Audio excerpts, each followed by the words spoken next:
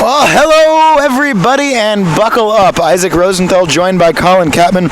A huge Pac-8 showdown tonight for your Oregon Ducks. And the task at hand tonight, a significantly tougher test than Oregon has faced so far this season. The undefeated Utah Utes in the house tonight. And there's undefeated teams, and then there are undefeated teams. And Utah is in the latter category there. They did go down in the first period of their season opener, and they have not trailed since. I don't know the exact number on the streak, but I'm told that hovers right around 600 minutes since the last time that Utah trailed.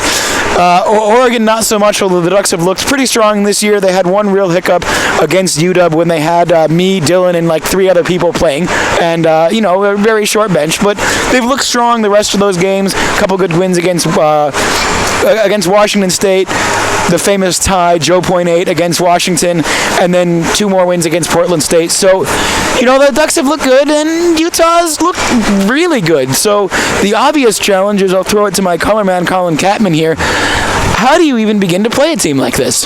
Well, let's not go and crown them just yet, but the key is to jump on them early. If you can jump on them early, you get the momentum and try and dictate the pace from there. This 600 minutes is unheard of in hockey, so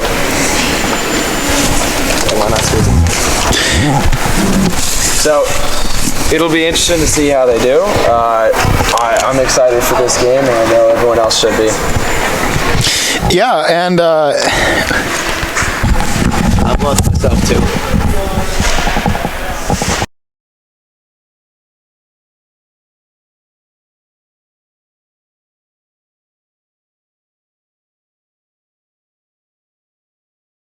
All right, go. So we're going to have a couple more quick thoughts here as we have a little bit of time before the players even take the ice, and then we're going to try and get some technical issues sorted out. But the big thing we'll run through, and we'll run down this again just to make sure everybody can hear it. Here's the history between Oregon and Utah since the Utes joined the Pac-8 in 2012. That first season, Utah won a game 3-2, and the Ducks got a 2-2 tie in Salt Lake City. That 2-2 tie is the only quote-unquote result that Oregon has had against Utah in the Pac-8 history between the two teams. Utah also beat the Ducks 4-2 in the Pac-8 title game that year. In 2013, Utah won all 4 against Oregon. 2000 season games between the two, but the Utes won in a very contentious Pac-8 title game. Overall, that puts Oregon at 0-7-1 against Utah, 0-5-1 in the regular season, and 0-2 in Eugene. So we are going to take a quick break, get all our tech stuff sorted out, and we will be back with you shortly.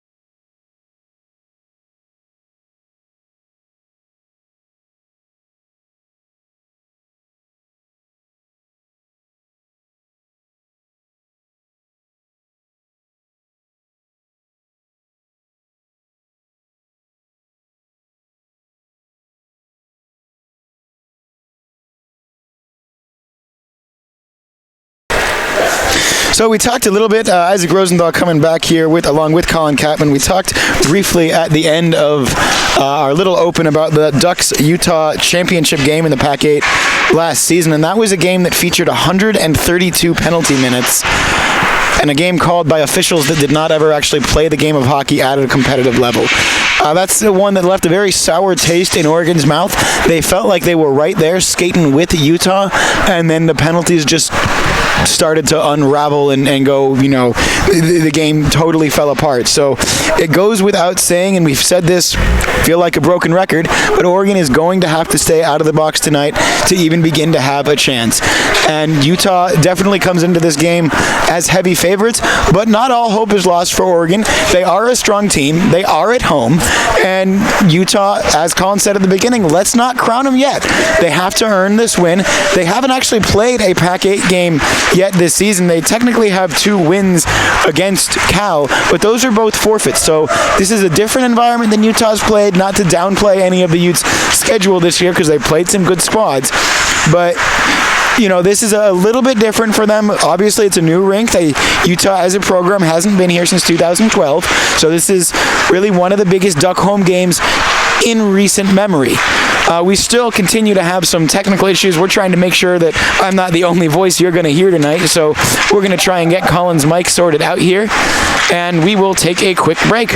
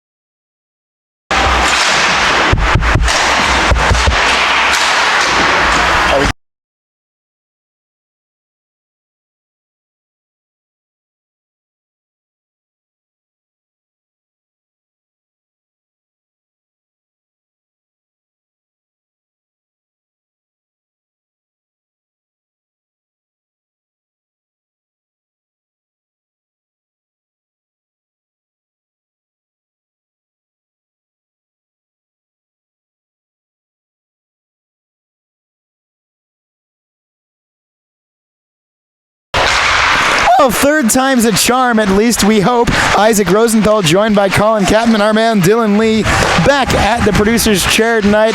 Bella Manning will be on camera as usual. And boy, it's a doozy tonight for Oregon.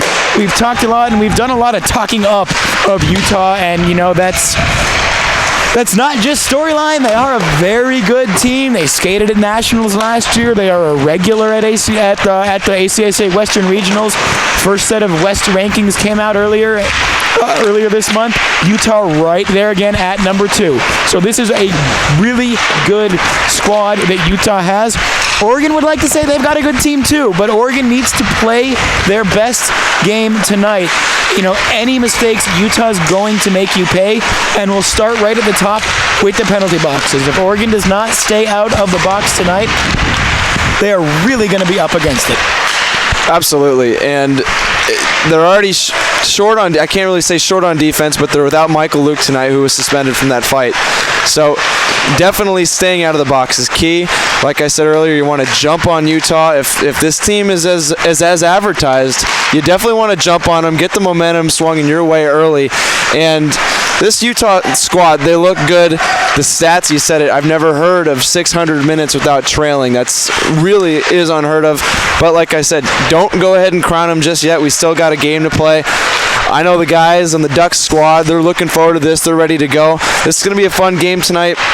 A lot of energy and a lot of passion, I'm guessing, from the Ducks side, because it's no secret.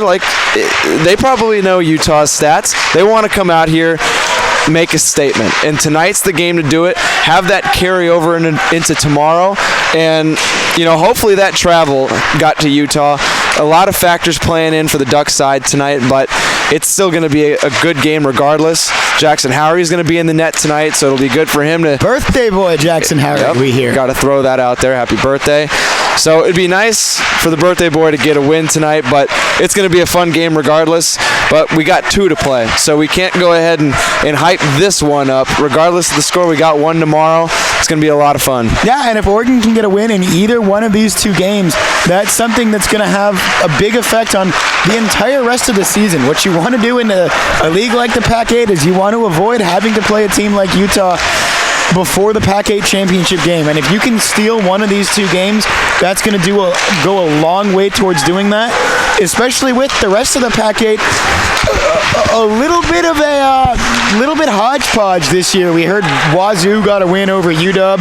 Washington had that first win over Oregon, so kind of 2 through the rest of the way, really up for anybody. And who knows, maybe Oregon can dethrone Utah. They have gotten a point, they have gotten a tie against Utah before. It's been 3 years, it's been since 2012, but that was on the road. And if you can tie this team on the road, you can beat them at home.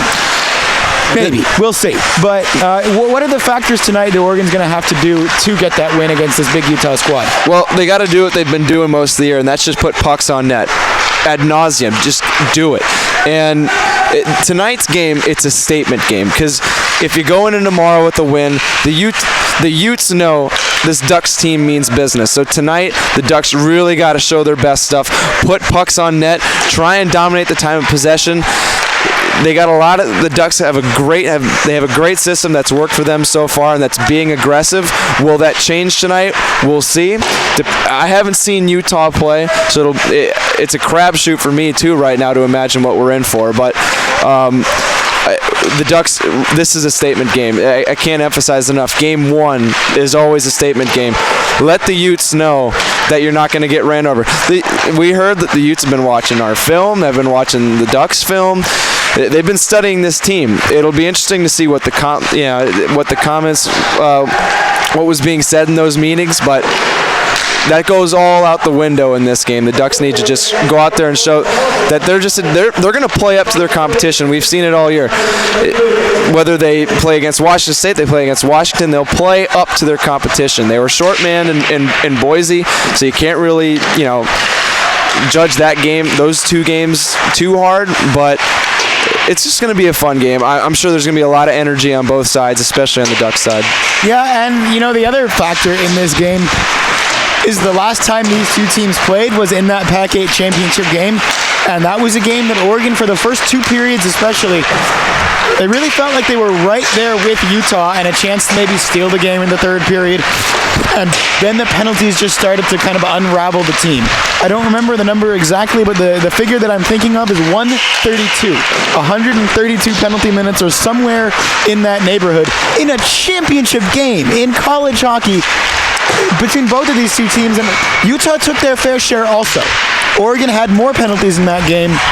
And from my perspective, now that I'm on the Oregon broadcast and not a Pac-8 broadcaster, I can say what I really think about the officials in that game.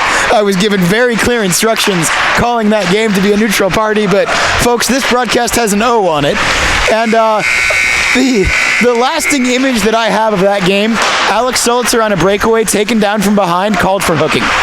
No penalty shot. No, not just no penalty shot. He was sitting in the box for 2 minutes. And that was at a point when it was like a 2-goal game.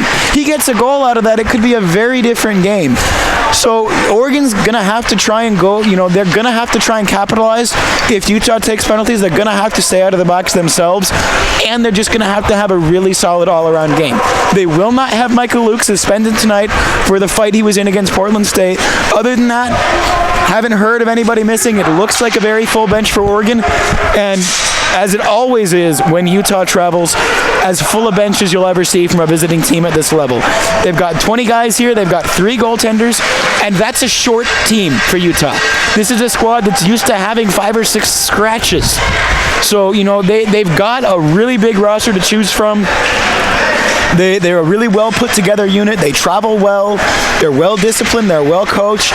They're as close as you're going to get to a Division I varsity program at the ACHA level, and they're one of those teams that folks that have these kind of conversations, they look at a team like Utah to be the next Arizona State and be the next team to make that jump. I don't know really what Utah's feeling about that, but they've got the support. A lot of our viewers tonight are going to be Utah fans, and we'd love to hear it from you in the comments if that's something you folks would even like to see happen. But could certainly see this kind of program, the way that they take themselves so seriously, the way that they train, the way that they watch film, could certainly see them being a Division I program in the next 5 to 10 years.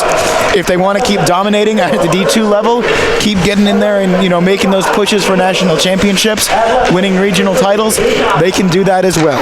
So we're going to take a quick break and kind of get ourselves collected. We'll have the anthem shortly, and then we'll be back with you for the first period. One final note to leave you on, though: the name battle of the century tonight for fans of great hockey names. Utah's Josh Dangle, Oregon's Trevor Schott. It's Dangle v. Schott, Volume 2. Tonight it's in Eugene, and we'll be back with the puck drop shortly.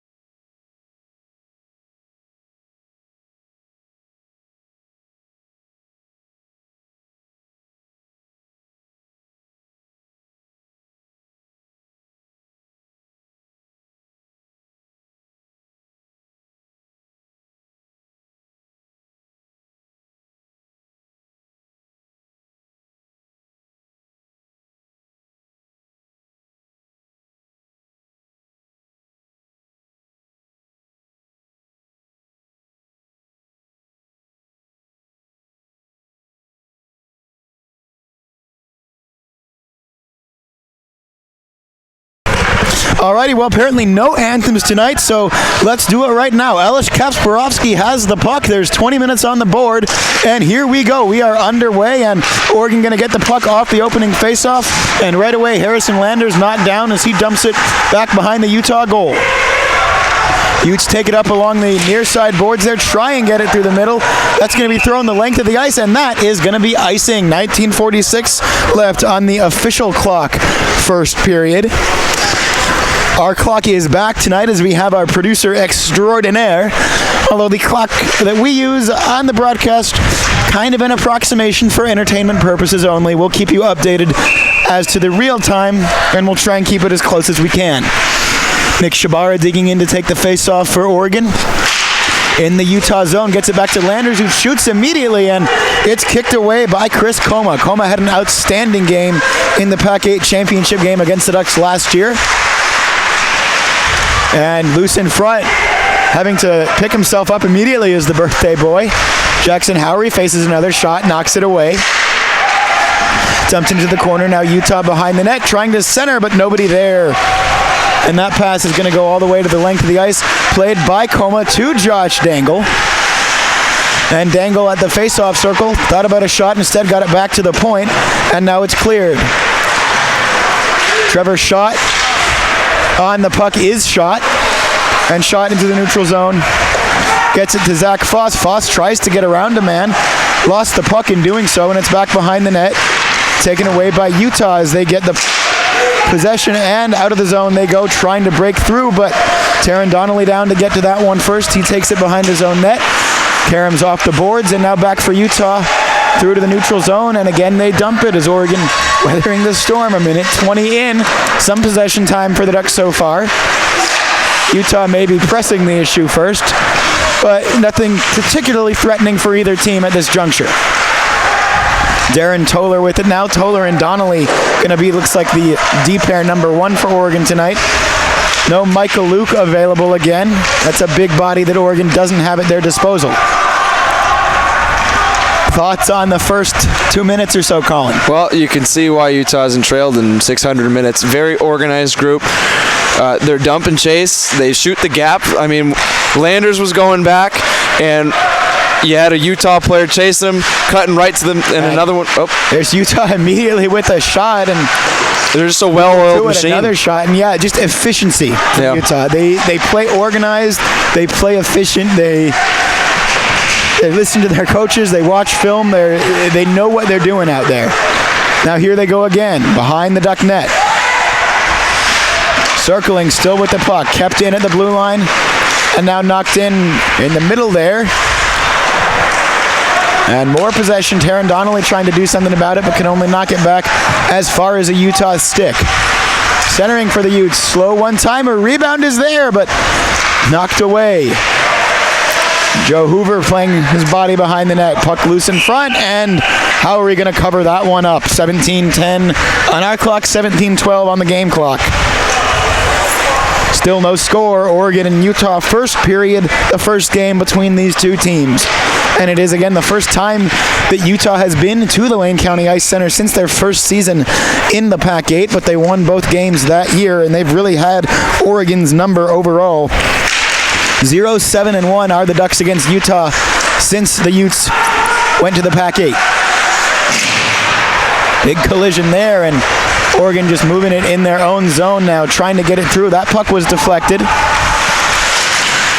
And Chris Campbell trying to establish something, but couldn't keep control of the puck. Landers with it back to Hoover. 21 and 22 back there for the Ducks. That one was tipped by the stick of Coma almost into the netting. Took a strange bounce there, but here comes Utah through the zone. Utah gets a shot off, and that one was very close, but we're going to say it hit the post, and we'll stick with that story. 16:35 left in this first period. Again, just slowed behind the net by Coma. Utah gets a chance to organize. We've got no overhead camera, no goal camera, so we'll see if you let us know if you saw anything differently at home, but ref was in a pretty good angle, said it hit the post. Jake Gale flipped that one forward, trying to find Zach Foss. Also had Trevor Schott out there, and Schott makes Burton Oley just think about it a little bit and knocks it back. Toller with the interception for Yale. Good move by Trevor Schott. Schott rips it almost through, but not onto the goaltender. It was deflected and blocked. Foss now can't get it through, and now here comes Utah on a break. Utah's got two options, and that one passed in front, but it was deflected over the goal. So saying earlier, shooting the gap, that Utah player just got right past Taron Donnelly, just crashing the net. Regardless if there was going to be a one-timer or not, he was just going right to the net.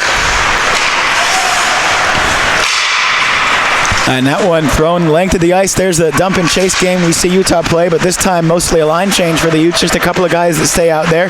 Gives Trevor Schott a chance to try and take it up ice. His pass to Cody Dries was intercepted. And again, Oregon has to chase it with Utah crashing in hard behind them. Darren Toller knocked down. Utes with the puck behind the net. And Harrison Landers trying to chase to that one. Utah gets it though, and now tipped away by Schott. Trevor Schott's going to have to play a big game tonight. Oregon going to have to also play a good team game. It can't all be Shabara and Schott. Ducks trying to just get a shot on goal here, and Joe Hoover has to dump that one through with Oregon offside, so everyone resets, and the Ducks get a couple of new skaters out there with 14:29 left in the first period. Taken through by Cronin. Danko trying to move around some bodies. You've heard that word before. Knocked down, and Hoover dumps it in the direction of Seth Starr. Starr wearing the 11 tonight instead of his regular 66. Talk about it a lot. Sometimes guys have different numbers in different jerseys. Oregon in their greens tonight, call it the third jerseys or the alternates for the Ducks. And Utah in the black and reds. Don't see green versus black very often. No, you don't. I think the last time we saw that, Oregon actually changed jerseys at the first intermission. Oregon now back behind the net. That's not a joke, by the way. A team called the Ducks in a hockey game really did change jerseys at the intermission. Give me the opportunity to drop a D2 reference, and oh, that's a goal for Utah. Talking a little bit too much about the past, and the present hits you right in the face. Utah takes the lead. They're used to doing that, and it's a 1-0 goal lead for Utah, 13:32 on the clock. They have a really nice system in the offensive zone, and they don't break away from it too often, and you saw there that Samuel Bowden just had a really nice goal, top shelf. Howery didn't even see it. I think Oregon, just watching the game so far, I think they're going to have to take a page out of Portland State. You know, that game we broadcasted last week, the Ducks dominated possession, the energy, all that, but somehow Portland State ended up with a 2-0 lead at the end of the first. The Ducks might need to take a page out of that and just weather the storm and find their opportunities, because Utah is just pressing it. Yeah, it's a tough storm to weather, though, as Oregon looks like going to take a penalty here. We'll wait for the call. We'll wait for Oregon to get the touch. Don't want to give up that big double whammy. We've talked about it several times, the way that the ACHA rules are structured. You can end up giving up 2 goals on 1 infraction. We'll see the call from Kasparovsky. Hooking. And Darren Toller, the guilty party, just trying to slow his man down. Yeah, Toller got beat on the play and stuck a stick out there. That'll get called every time. So here's a big test for Oregon once again on the penalty kill. And this is the storm you want to weather. Want to keep this as close as we can. Kept in the zone, though, just barely by Utah after Oregon got a piece of that face-off. Utes now setting up on the power play. Would expect it to be a very organized group given everything else. That shot, though, thrown wide, but kept at the point by Utah. More of that diagonal passing from the Utes. Joe Hoover trying to shield that puck and get some opportunity to clear, but Utah's got their shovels out and they get it to the point again.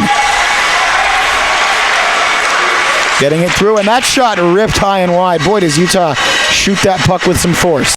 Barnes now, and that one somehow into the equipment of Howery. Got to have pretty darn good vision to be a goaltender. Absolutely. Well, and it's funny you mentioned that their shots come in pretty hard. During their warm-up, I thought I was hearing a post every 2 seconds. They were just firing it at the crossbar. This team just, they're a well-oiled machine. I mean, all the talk, I'd never, seen Utah, known about them. But as of right now, you can see why there is talk about this team. They're really well-organized. They shoot the ball well. They got a very organized, even strength system. Their power play looks pretty good right now. Ducks are in for it, but you can't count this group out, ever. And that one also shot through, and Howery also equal to that one. 11:55 left officially. 57 seconds left on the penalty to Toller, and I'm sure that's going to feel like about an hour and a half to Darren sitting down there in the box.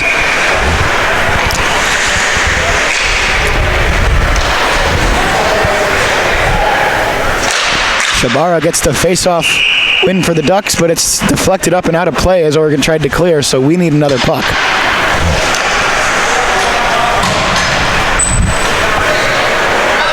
Utah's player returning from the locker room. Didn't notice him go down there. It was Josh Dangle. Went in for probably just some equipment repairs.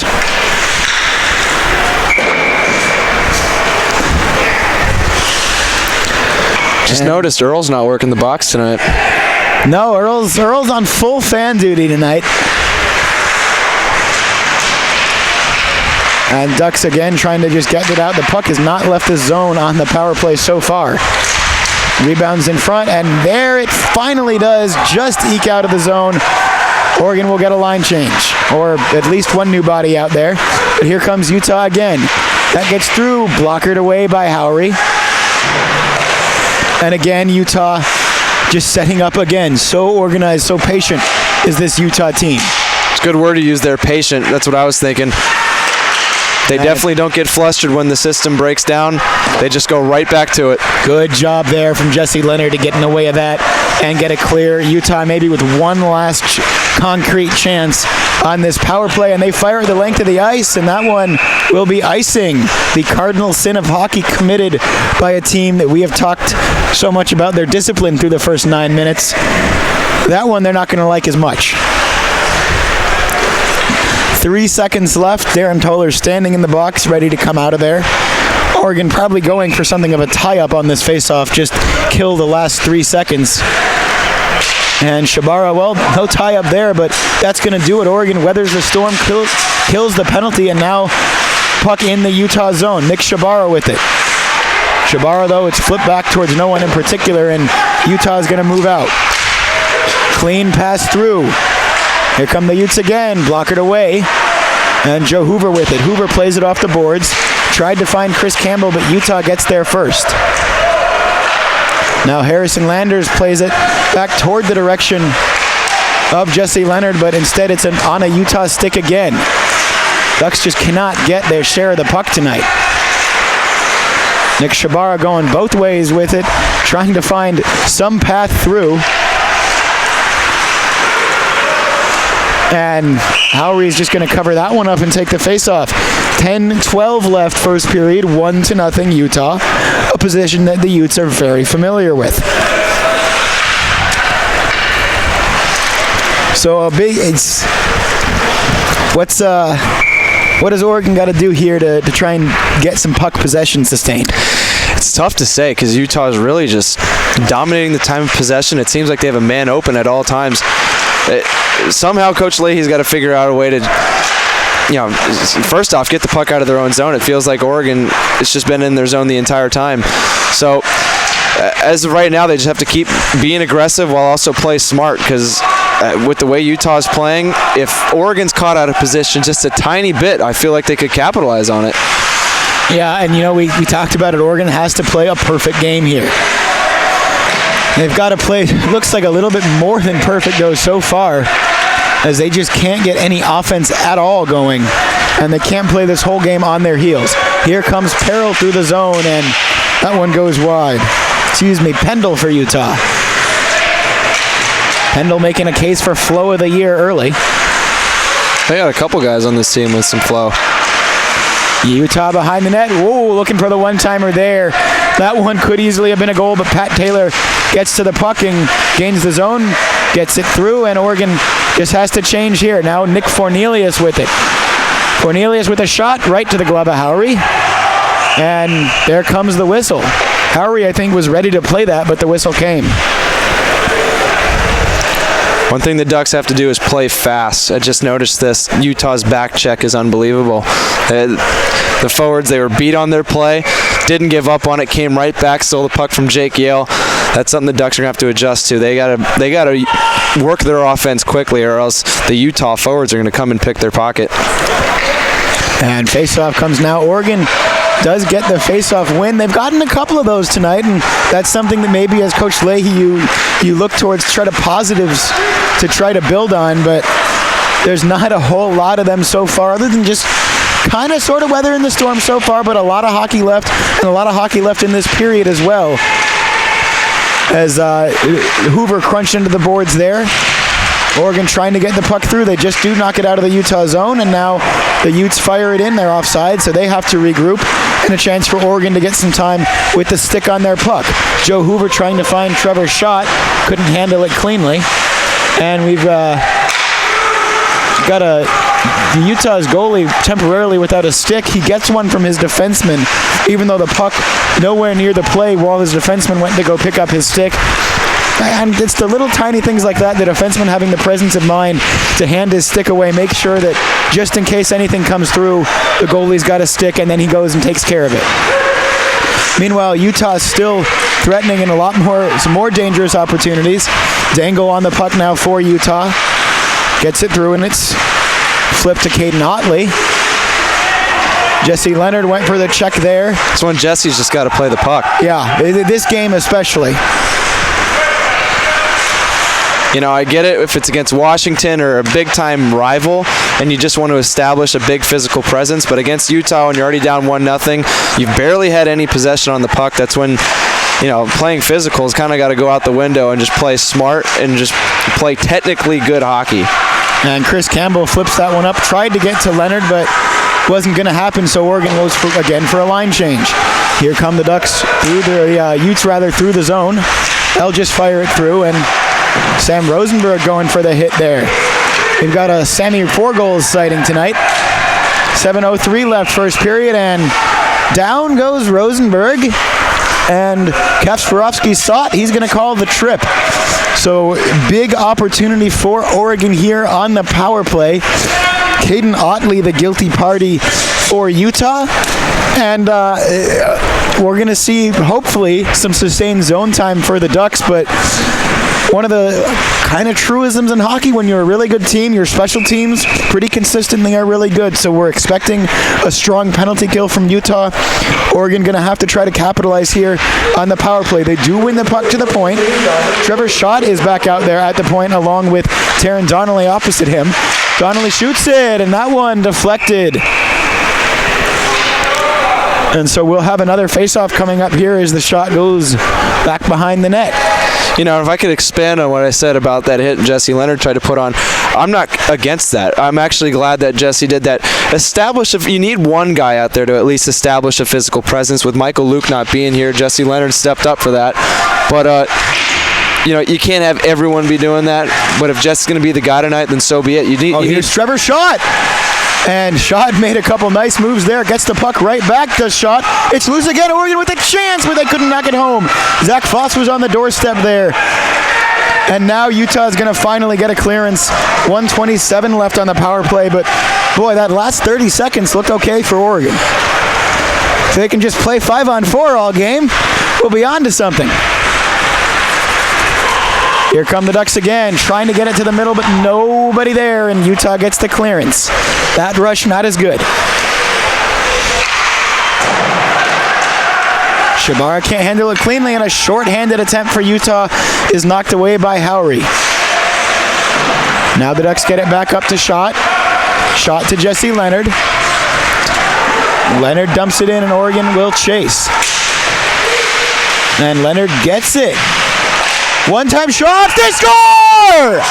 Nick Shabara has found the back of the net on the power play, and Oregon has tied this game at 1. That play doesn't happen without Jesse Leonard. I get on him about the hit. He makes an unbelievable pass to the front of the net, and Shabara finishes it. Caden Otley. It was a great pass. It was a great pass, a great shot. Great circumstance for Oregon, but now the challenge is establish something 5-on-5. And don't allow a goal in the first 5 seconds after scoring one.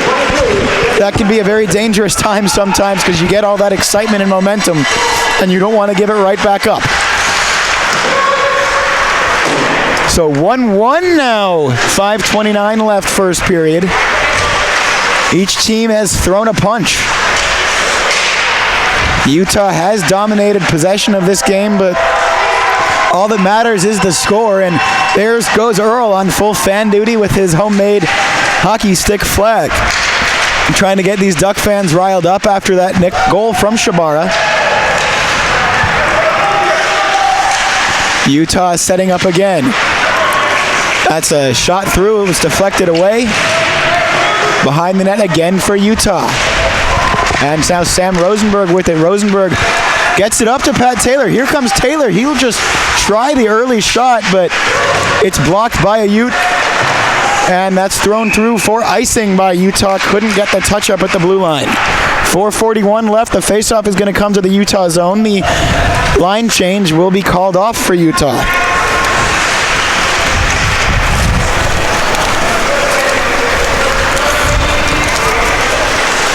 Jake Yale's going to dig in for the faceoff for Oregon. This game's lived up to the billing so far, hasn't it? It has. It's been a good one.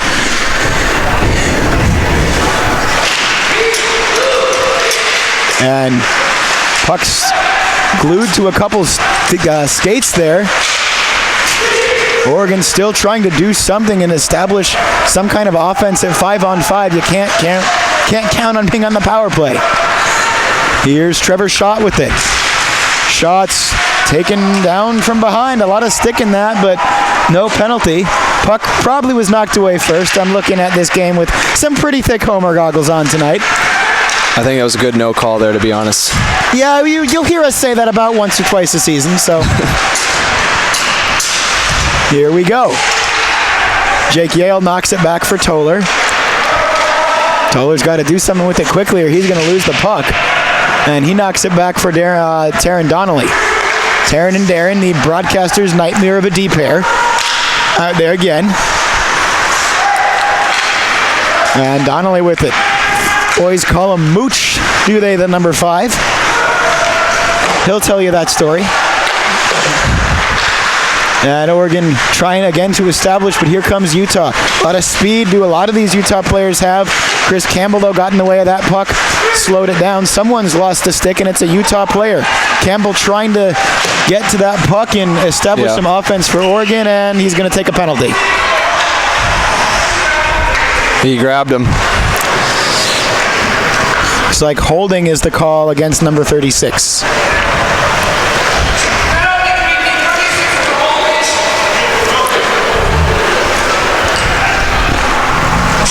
So Oregon, 3:16 left in this period. 2 minutes of those, if you're Oregon, you hope 2 full minutes of those are going to be spent shorthanded. The Ducks look good on their first penalty that they took, but again, just a really tough ask with such an organized unit for Utah. Well, I think a major strength for the Ducks, I think, this entire season has been their penalty kill. So, as organized as Utah is, you can't count out the Ducks' penalty kill. They've looked solid all year. And there talk about some good physical play from Joe Hoover there. Big, nice hit, disrupted everything. Puck trickles through. Howry, the birthday boy, covers it with 3:03 left in the first period. $1:45 left on the penalty to Campbell.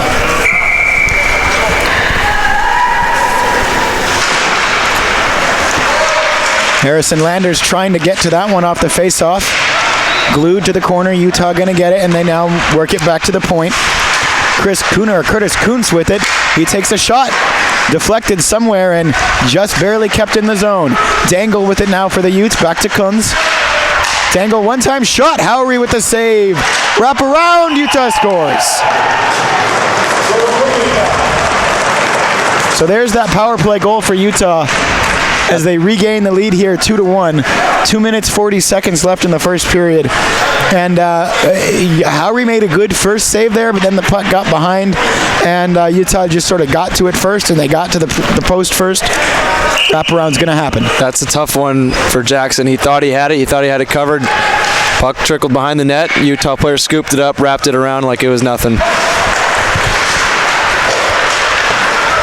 So here come the Utes again, trying to open the floodgates. Oregon trying to keep everything right where it is. Here's Nick Shabara with it. Shabara trying to find Campbell. Eventually he'll get it to Chris, but couldn't keep it there. Neutral zone, it's Utah with it, now into the Duck zone. Taron Donnelly trying to play defense, and Nick Shabara with the puck now. He's taking it away. Shabara is still on the puck, and he just flips it. Utah with it again. Back for Leonard, back to Donnelly. And Leonard again. Campbell gains the red line, dumps it in. Oregon gets the change. $1:55 left in this first period. Utah with a 2-1 lead. That was 1-0 and then 1-1 and now 2-1 again for Utah. Jake Yale flips it through, and that one will not be called as icing. Initially an arm up from the linesman, waved off by his fellow officials. Shot gets it through, and that one rebound, a little bit of a rebound anyway, goes through. Oregon gets the puck back. Trevor tried to get it there, couldn't handle it cleanly, did have a little bit of cage to shoot at. Zach Foss avoids a check there. And Trevor Schott's going to try and get to that one. Gets it back behind the net, but Utah's going to get to the spot first and get the puck with 1:12 left in the first period. Goes all the way through the length of the ice, but no icing. And Jake Yale tried to flip it for Trevor Schott, eventually gets it to him. Schott dumps that one in just a couple of steps after before the red line, and that will go for icing. 58 ticks left in the first period. Big face-off for Oregon here.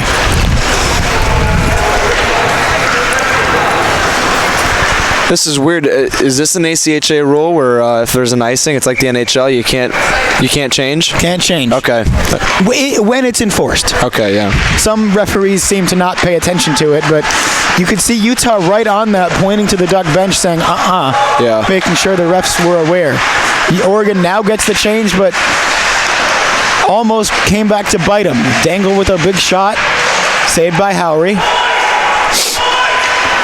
And Oregon will get that one to clear. And that one goes for icing again. 35 seconds left in the first period.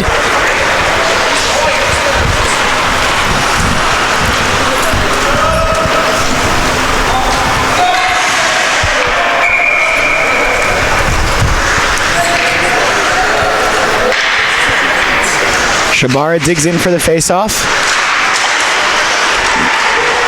Utah moving behind the net again. And thrown again behind the net. Utah's going to try and make that wraparound happen. Something hit the post there. And Utah moving around, trying to make offense or create offense from behind the goal. 14 seconds left first period as Howry covers up again. You hear this term a lot in hockey, and it's crash the net, and Utah is doing an amazing job at that. The amount of bodies they put in front of the net, their power play, they had two guys out in front. It's amazing that Jackson could even see a couple of those shots. But that's one thing the Ducks have got to realize, is that Utah is just crashing the net and putting bodies in front of the net. And again, that initial save made, but then the puck bouncing around. 7 seconds left. Another one. Something's in front, and the whistle blows there. 3 seconds left in the first period. It's those secondary saves, the initial save made there, but again, the puck bouncing up, and that's where Utah can pounce. Rebounds are going to be dangerous in this game. Like I said, they're just crashing the net. Every rebound's going to be accounted for. The Ducks have really got to keep their head on a swivel, especially the defense, with how Utah's offense is playing. Well, that will do it for the first period. Utah 2, Oregon 1. Big confidence-wise for Oregon, but it was never a two-goal game, never out of hand so far. They've been on the scoreboard right there with it, but just time of possession-wise, they've got to come up with some kind of answer, because Utah has spent far too much time with the puck. You got anything? Well, the Ducks have got to remain in striking distance. I thought this was a really good period for them. You know, I hadn't seen Utah before. I'm sure, Jackson's never seen him before. There's a few guys on this Ducks team that hasn't seen him before. Actually, all of them. They haven't seen him in a couple years. They saw him last year. They haven't seen him here in a couple years. Okay. Utah hasn't seen Eugene since 2012, but these teams very familiar with each other. They've played in a couple of Pac-8 title games, both of which have gone Utah's way. And this is similar to how the Pac-8 title game transpired last year. Utah on the front foot, on paper the better team, but Oregon kind of right there with them through 20. The challenge for Oregon is going to be to turn that into a 60-minute game and going to be to create offense at 5-on-5. If you have to rely on Utah taking penalties, you're going to be in for a bad time. But, Oregon, by no means are they out of it yet. They got that 1-1 tie. That goal from Shabara was huge. Can't say enough about the pass from Leonard. So there are some positives to build on for Coach Leahy in the locker room. And there's a lot of improvements that are going to need to happen, too. Just 5-on-5. getting some sustained possession of the puck. We're going to take a quick break. We're going to try and figure it out amongst ourselves, and we'll be back with you shortly. For now, though, it's Utah 2, Oregon 1. Don't you go anywhere.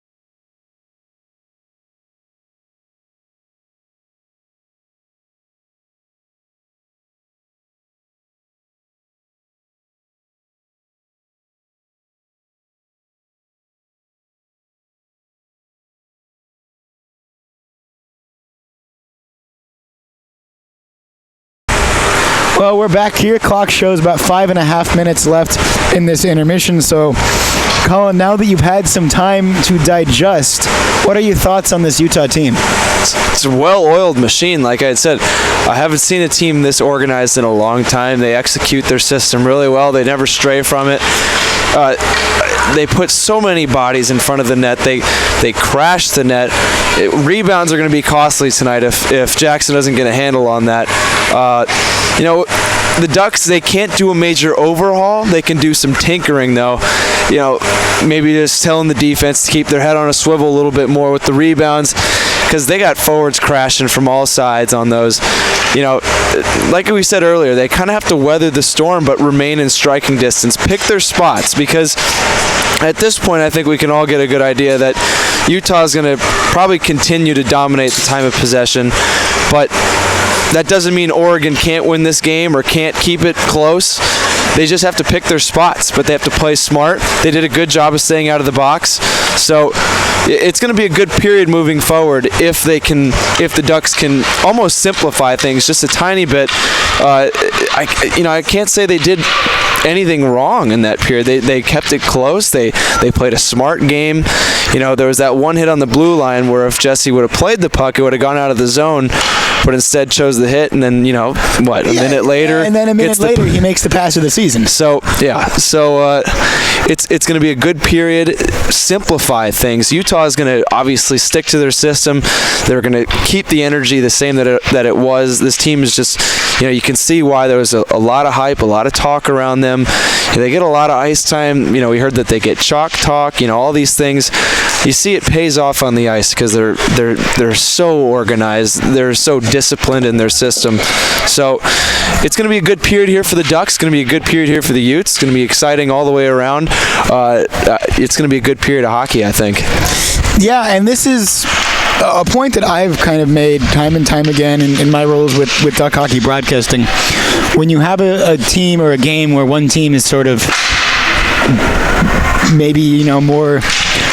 I don't want to just, simplify it enough to say better than the other, but when you have a team that's favored the way that Utah is in this game, the second period can really tell you a lot, because you've had a chance to see how each other play. It's a chance for each of the coaches to make some adjustments, and the second period a lot of times is, when the shoe has been on the other foot, we might see Oregon 1 or 2-0 over Washington State in the first period, and then see them score 6 or 7 goals in the second period.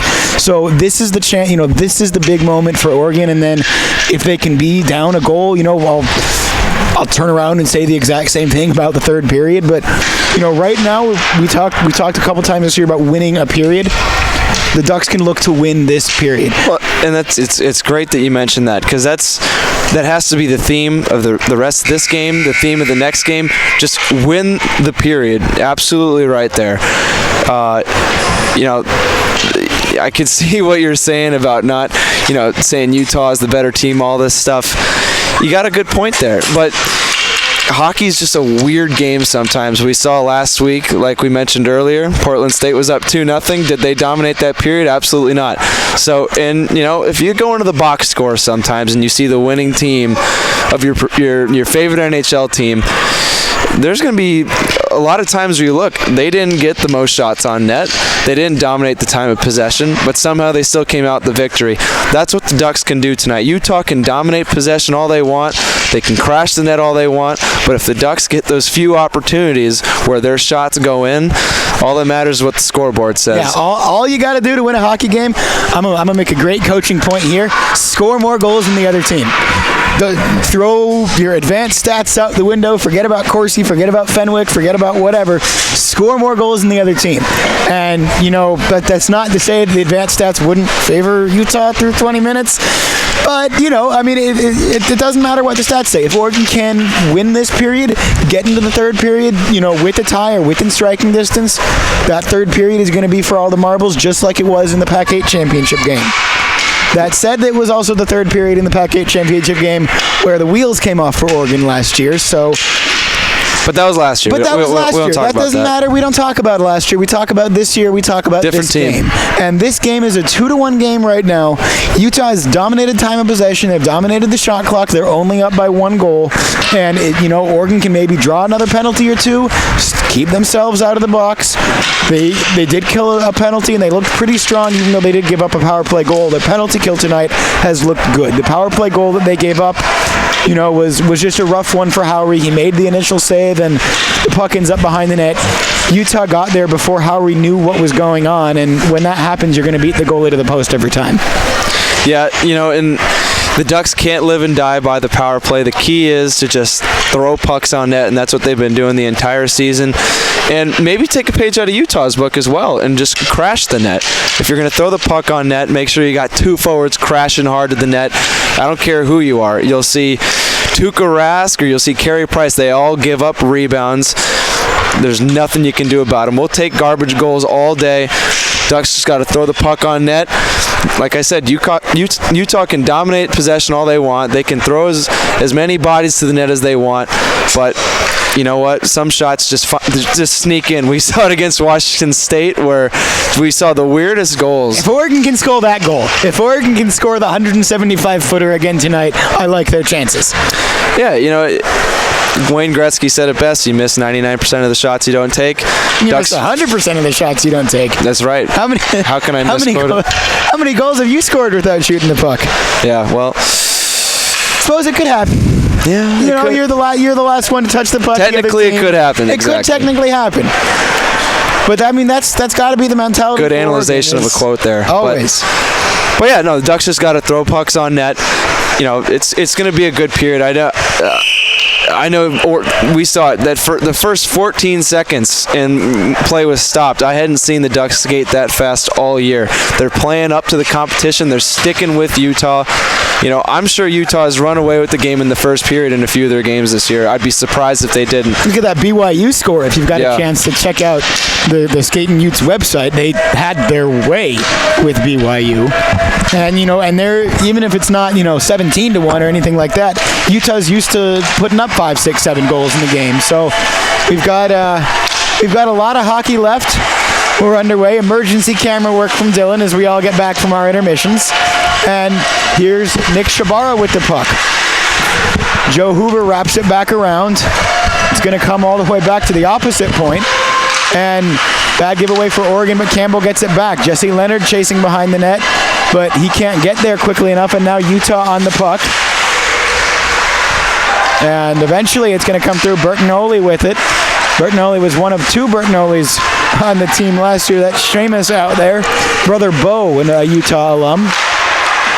And Bertinoli used to be in the Utah coaching staff, although no more this year. And Oregon knows a thing or two about those fraternal relationships with the Selitzer brothers from last year. There's a chance for Utah as they tried to just set up a nifty goal there, but the save was made from Howry. Minute passed in this second period.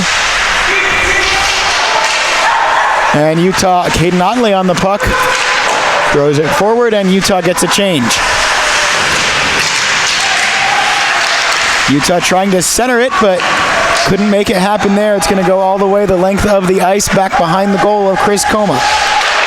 If I may, Isaac, I think Coach Leahy made the adjustment because I saw Jake Yale slide down into the slot where usually another defenseman would be.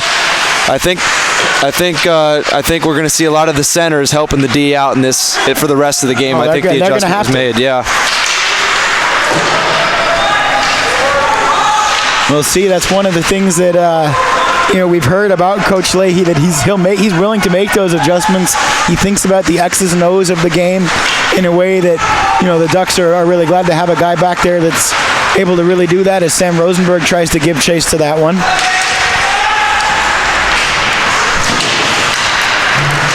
But here come the Utes with it through the neutral zone, and now losing track of the puck, but taking it again. Utah gets a shot through and saved. Nice move there from Julian Cronin even to get the opportunity. And Cody Dries gets a touch to that one. Rosenberg is knocked down, but I don't think I've seen that once this entire year. No, and Sammy getting knocked down. Sammy's a big boy, and he was knocked down by somebody who's not quite as big as he is, but did his job, got the puck out. Utah going for the stuff and couldn't get it to happen there. Utah's really trying to make that wraparound work. They got a goal on it, and that's like the 4th or 5th wraparound we've seen this game. Well, and that's something that we've talked about this season. When you've beaten the goalie that way, is the puck's disappearing somewhere, and finally we'll get a whistle. But we've mentioned it probably once in every broadcast. If you can beat a goalie on a wraparound, you're gonna continue to go back to it. Yeah, and at first it's just a feel play. You're trying to feel it out, see how the goalie reacts to it. But Jackson Howard gave up one. Why not go back to the well? So, and to go back on the center dropping, normally that's what happens anyway. But I didn't see that once the first period.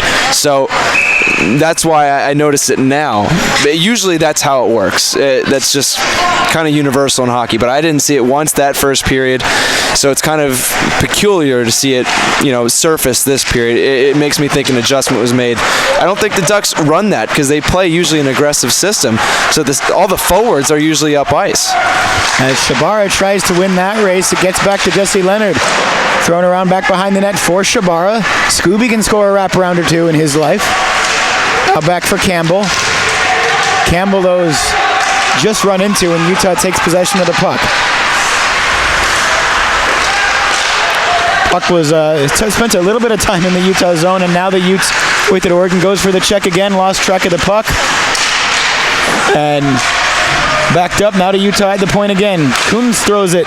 Save made by Howry. This Utah player falls down there and almost created an opportunity for Oregon. Instead, it's just back to the neutral zone for Utah. Josh Dangle's pass is intercepted, but the Ducks can't do anything with it, and in fact, it's going to turn into an opportunity for Utah as Dangle knocks Landers off the puck behind the net. 2 Ducks back there, but Utah, again, they brought their shovels to the rink. They try to dig it out. Ducks just trying to get the puck out of the zone.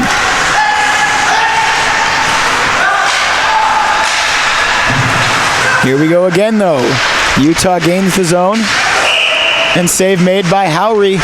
He better hope he ate his Wheaties this morning, as he's got a lot of work left to do, and he's done a lot of work so far with 15:44 left in the second period. Utah leads this one 2-1. Isaac Rosenthal alongside Colin Catman. Trusty producer is Dylan Lee, and on camera, as always, Bella Manning. That shot was a rebound shot, low and away. This team is very capable of going up high, but their system calls for crashing the net, and a low and away shot usually hits the pillows, but Jackson Howard is able to get his glove on it. Well, and there you talked about it. Utah crashed the net and got a rebound opportunity again there, but it's going to turn into a momentary opportunity for Oregon, but the Utes with the puck again now to the neutral zone, and penetrating the Duck zone is Utah. The leg fake there, and then the drop pass as Utah tries to get something through. Zach Foss tries to chase this one. Jake Yale's also there in the neutral zone. Darren Toller couldn't get it through, and it's picked up by Utah. Another shot and another save from Howry. That one was pretty. But 15:01 left. Jackson continuing to work up a sweat in his own crease. Having a great game so far. He is. Having a great season. Yeah, great season. He's been called upon a lot this game. He's been called upon a lot this season, and he's always answered the task. Howry, for the Utah fans maybe watching us, took over from a very capable goaltender last year in Danny Cockrell. Cockrell a mainstay his entire Oregon career. Howry hopes to do the same. The freshman netminder has gotten the start in most of the Duck games. All but one. This year, all but one, I believe, at least that we've seen. And just such good vision. You see it again on that play. A lot of traffic in front. How were you able to make the save?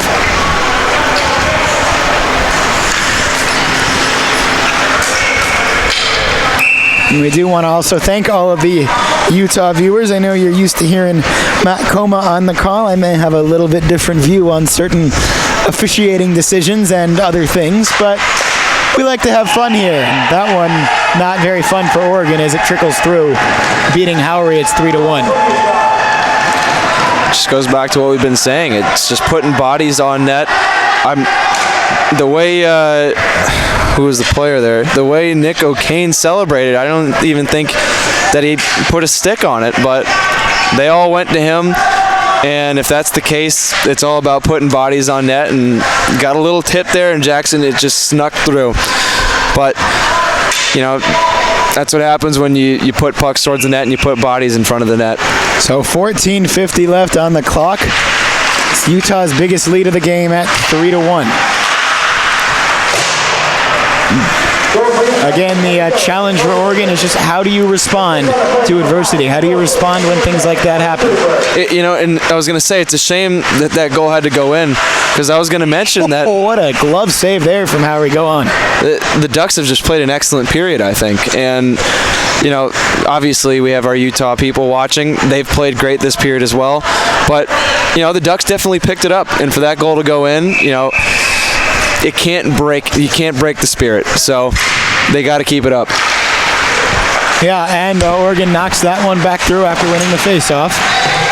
Zach Foss battling there with Tyler Pendle. And Toller got in the way of that one. Shot into the Utah bench.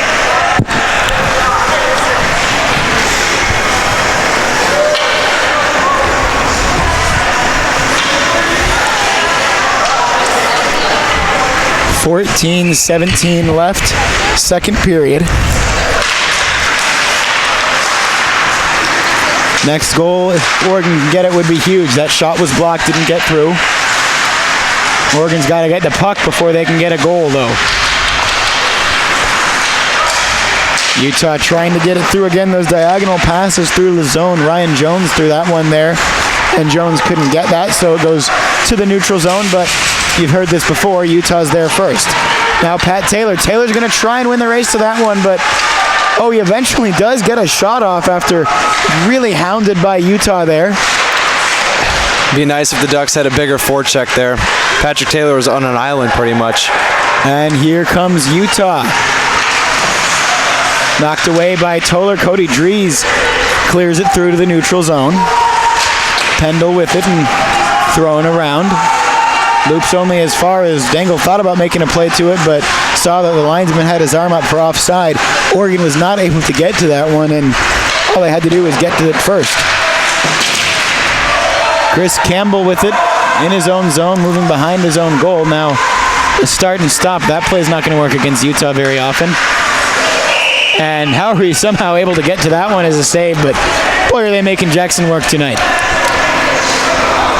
Well, Jackson just kept the Ducks in the game there. I think if Utah would have gotten that fourth goal, it's tough to even remain in striking distance at that point against this team. Huge save there by Howery.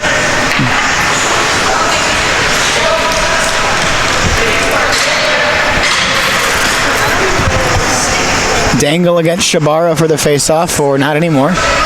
Now we've seen a lot of that lately. Getting kicked out of the faceoff. Shot came from the point, wide of the cage. Chris Campbell crunched against the boards.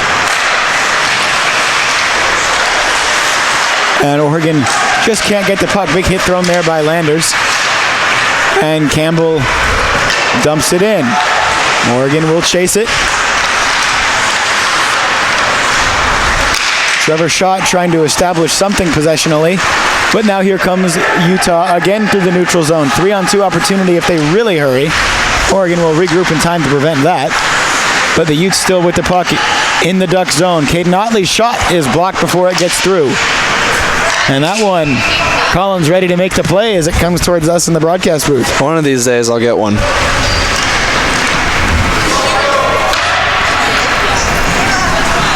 Good to see Matt Coma watching the game, and all of our other friends in the comment section. We're not kidding about the pizza, by the way.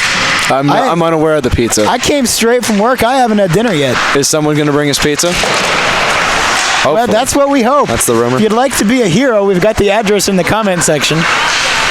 12-12 left in this one. A hero would be good too, or a sub, or whatever your preferred name for it is. Here's Oregon. 2-on-1 chance. Foss is there in the middle, but the shot was taken by, looked like Jake Yale there. Back, look what I have here for Zach Foss. He's tripped. No penalty. How on earth is there no penalty? back behind the net, and certainly looked like a trip there.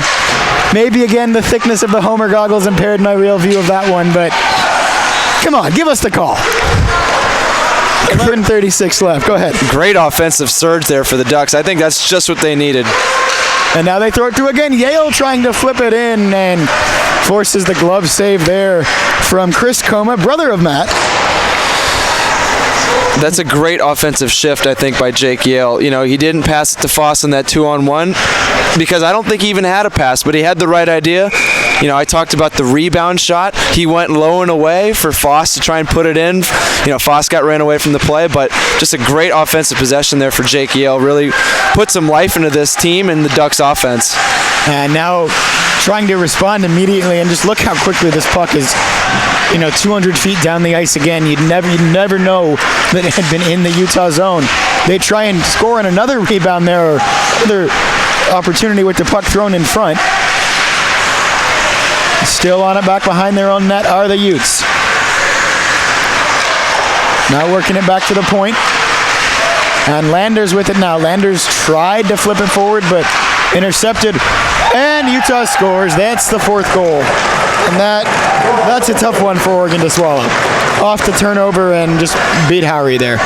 That's the name of Utah's game right there, because that's just, they're able to find the soft ice in the slot. They just throw it towards the front of the net. They know one of their guys will be there. That goes back to the film that they watch, and the off-ice chalk talk that they have. Just trust the system. That defenseman didn't even probably know that there was a guy in front. He just threw it there anyway because that's what they're coached to do. And they found the soft ice, able to sneak one past Howery. And that's what they've been doing the entire game. Well, now here's that what we talked about. Utah trying to run away with this game here.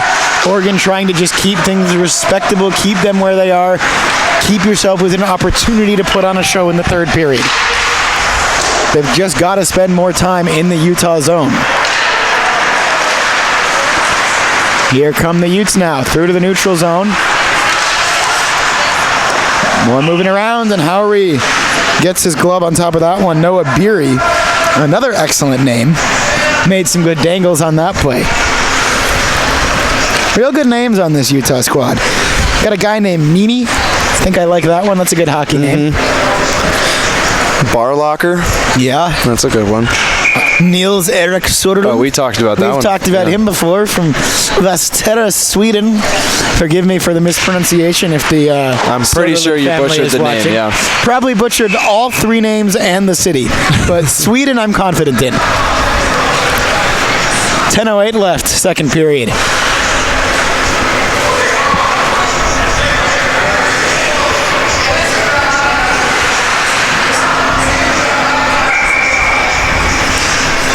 Utah's bench barking out instructions before the face-off.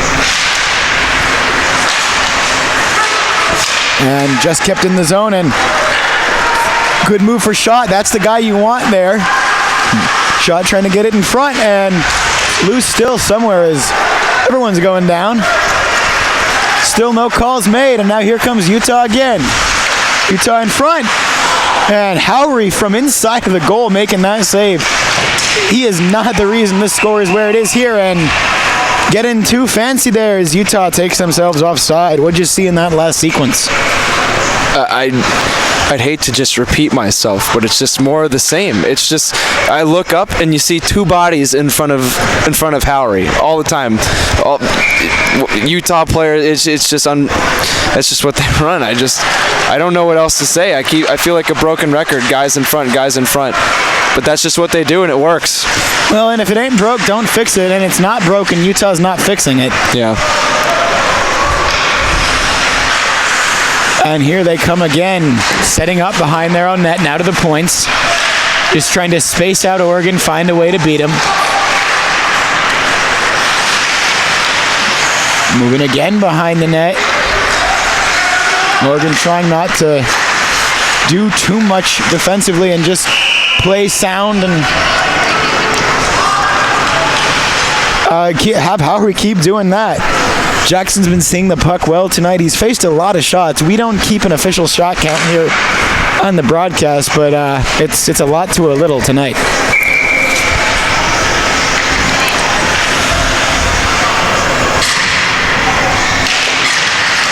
It seems like every game we've done, Jackson's had to make a ton of saves. Yeah, here's Donnelly with it behind the net for the Ducks, but he's crunched. And Jesse Leonard trying to spring somebody up ice. Instead, it's back behind the net. Utah goes for a change. Oregon with the chance, a little bit anyway, for some unencumbered time on the puck, but they lost it as that puck whistling through from Pendle. Utah setting up in the neutral zone. Here they come again. Thrown in front, and now Oregon playing it off the boards. Just trying to get these little half clearances here as Donnelly tries to go to collect that puck, but taken away by Utah. And riding behind the net now, Donnelly trying to get out in front of it, but Shabara there. Big hit thrown from Leonard. That's going to draw a penalty, and that better be a second one because Leonard was just grabbed from behind. And boy, we got a lot of stuff going on here. We'll see what ends up coming out of the wash. Leonard certainly guilty of a penalty. At least one Utah player guilty of a penalty as he was just grabbed from the back of the neck. And we'll see. It looks like Darren Toller is going to be skating to the box as well. And we've got a lot to sort out here.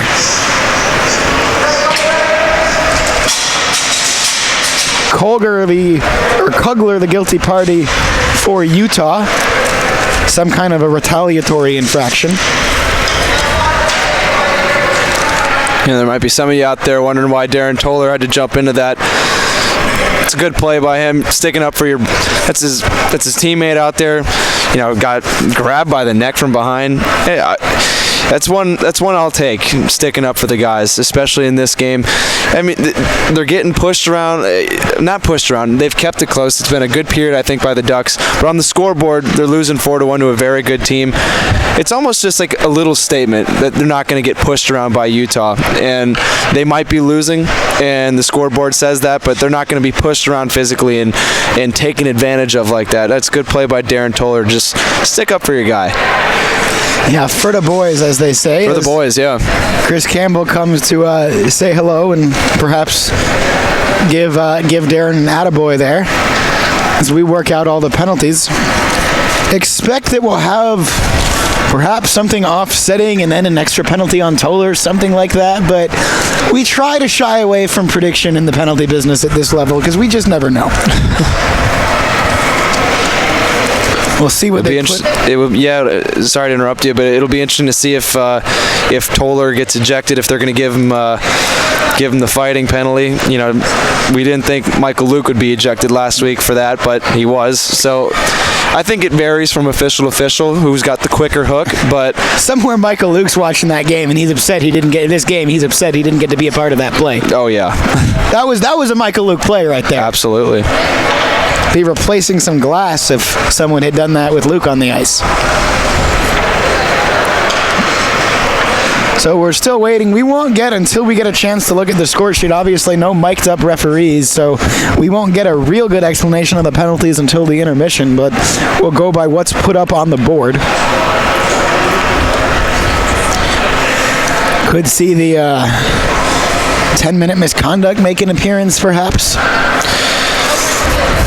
You never know.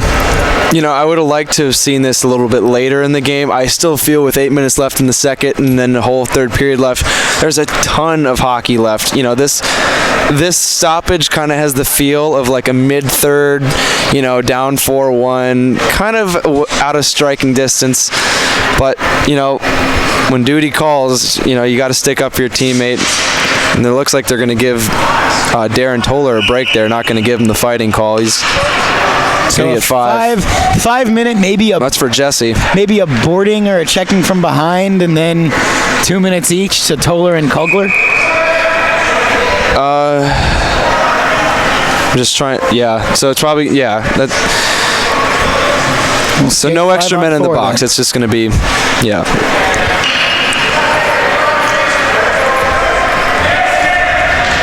Oh, we're going to go 4. No. 4-on-3. Well, 4-on-3, everybody's favorite way to skate, and maybe in a bizarre way this will help Oregon open up a little bit extra space. They do like to skate around a lot, and they've got some capable skaters to choose from.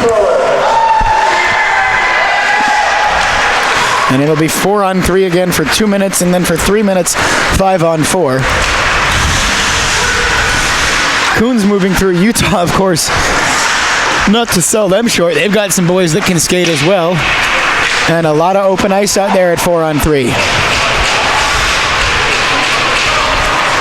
Here come the Utes all the way 200 feet. They're going to try to take this one. Josh Dangle moving in. Dangle, will he be true to his name? He just takes it behind the net. Again, we keep using that word patient for this Utah team. They're waiting for the perfect opportunity to strike. And Oregon just trying to be efficient on the penalty kill. Passing it around is Utah, just passing drills here, and then finally they fire a shot wide. 54 seconds left on the Miners, and then Toller or Leonard will have a little bit more time to think about his actions. Dangle tried to get there, and down goes Dangle. 22 and 22 on each other there. Hoover knocks it away. But now right back for Josh. Now back to the point. Thrown from the top of the blue line, and Howry with the glove save. 6:33 left, second period. 4-1 the score. Utah in the lead. Well, that was absolute beauty on that power play. Just the crisp passes left and right by Utah. Howry had to stand tall, and he did. Now, there's not much the Ducks can do with just 3 people on a penalty kill. You know, they weathered the storm and kind of left it up to the goaltender, and Jackson answered the call. Well, Utah just has some great vision. They just find the soft ice, and they're able to get bodies in front of the net. You know, I don't know if you noticed this just there, but with every pass, that the defense was just creeping in that much more, you know, ready to just almost overload the slot. So that'll be something to watch too. Yeah, so the Miners are done. We go from 4-on-3 to 5-on-4, and the complexion of the game changes just a little bit with 5:56 left in the second period. A little bit less space out there, but also one more option to pass for Utah. But you get that extra skater out there for Oregon who likes to play a very aggressive penalty kill. But they've got to be careful because with that 5-minute major, still 2.5 minutes left on that penalty to Leonard, and it doesn't matter if Utah scores. So Oregon can't try to get too fancy. They can't try to get too aggressive on the PK as much as they like that play. And that one thrown through. Bertinoli now. Good stick defense there from Taron Donnelly. Affected that just enough, and then pouncing on the rebound is Jackson Howry. It's huge by Taron Donnelly. That's a huge play because that was a bad change by the Ducks, and he just flat out hustled to Bertinoli. Bertinoli had a breakaway if Donnelly doesn't hustle there. So great play by him to prevent a breakaway and potentially another goal. Well, here's Utah. Now a chance for a breakaway for Oregon's best skater. Here's Nick Shabara. Shabara goes down again. That one will be a penalty at least. That's a penalty shot. And it's a penalty shot. Kasparovsky right there to make the call. It was a clear goal-scoring opportunity, and he was taken down on the play. Kasparovsky, he was leaving no question in anyone's mind. That was a big sell job on the call there by Kasparovsky. Probably the most emphatic penalty shot signal I've seen. That's about a 5 on the Alex Kasparovsky scale. Is it really? Which goes up to about a 15 or a 20. But he went to center ice and signaled. He wanted everyone to see him. Yeah. We like to have fun in Eugene. So Nick Shabara again. Shabara's got some moves, but Chris Coma, a great goaltender. Here comes Scooby across the blue line. Backhander, no good. So big opportunity for Oregon. Would have been nifty, but Scooby can't do it. And there's still 2:08 left on the major, penalty to Jesse Leonard. Well, Coma just cut off the angle pretty quick. He came way out of his crease, challenged Shabara. See if, I was wondering to see if Scooby would increase the speed there, seeing how far out Coma was, but stuck to his guns, and Coma was there. That's the call that should have been made in the Pac-8 title game. Still on about that. Here we go. Perhaps the same result with a great goaltender between the pipes for Utah. I get that. That feeling doesn't usually go away. No, it's that one stings. I'm a diehard Cubs fan, still cursing Steve Bartman's name. So watch your language on the broadcast, sir. It's a name that doesn't get mentioned in friendly circles. Does go the length of the ice, and let's just say it's a good thing Steve is still in the witness protection program. Somewhere out there. Had to get my Cubs plug in. If you're going to put your Kings plug in there. I haven't even mentioned the Kings yet tonight. I haven't said the Cubs once this year, so that's my one, and I'm done. All right. Still a little heartbroken. Glad the Mets lost. Hey, that much we can agree on, sir. Me and Dylan were trying to get tickets from first baseman Anthony Rizzo on Twitter. Didn't work out, but it was good conversation for the long bus ride up to Seattle. Well, Utah with the puck behind the net, centering again. Another save from Howry, and Trevor Schott tried to clear that one. Didn't handle it cleanly, and it only went as far as about the blue line. Utah now behind the net again. 4:08 left second period. It's 4-1 with the Utes leading, as they've been doing pretty much all season. Minute left on that major penalty. Jesse Leonard standing in the box. He'd like to play hockey again. Just a little bit. Another save from Howry. Well, how much more can you say about this kid? This game could be a lot different than it is. But Howry's been great. And that one, he didn't know it was there. I'm not sure if he didn't feel that or what, but that just sort of hit his skate and was sitting there lying on the goal line, and everyone crashed to the net. Finally, Howry realized what happened and put the glove down. Well, 3:45 left second period. It's more of the same. Utah just throwing the puck in front of the net. I've seen that play done on purpose, because if the goalie comes out just that much and gives a little bit of the post, you can bank it in off that skate. You've seen it before. I know Jonathan Quick has been immune to that a couple times. So he's got a couple of rings too. Yeah, well, yes, he does. That one through, and another save made from Jackson Howry. Cannot say enough about this kid's vision. He stood tall for the Ducks all year. It's going to be a nice goaltender for the next, 4 years. Yeah, he's filling in the shoes just nice. Yeah, and Danny's a great goaltender, and you feel that loss, but Oregon's going to be just fine long term with Jackson Howry back there. 3:26 left, second period. Pat Taylor out there for the Ducks. That one goes wide. Taylor out there, as is Darren Toller. Jake Yale also there. That one rung off the post. Utah trying to center. Another rebound opportunity. Howry there again. 3:02 left. The penalty over. Oregon finally back to even strength, and rack it up again. I sound like a broken record. Another save, Jackson Howry. Well, and I can leave it to the audience. What do you think I'm going to say? Just Utah players in front of the net, and that's all they do is just throw it out in front. They don't show too, they don't surprise you with anything. It's been mostly just the same exact thing on every one of their rushes, on every one of their offensive possessions. But you know what? It works. So they're going to go with it. They had a beautiful play there, though, where one of the defensemen just snuck behind. The left side defenseman shot it down to the top of the circle.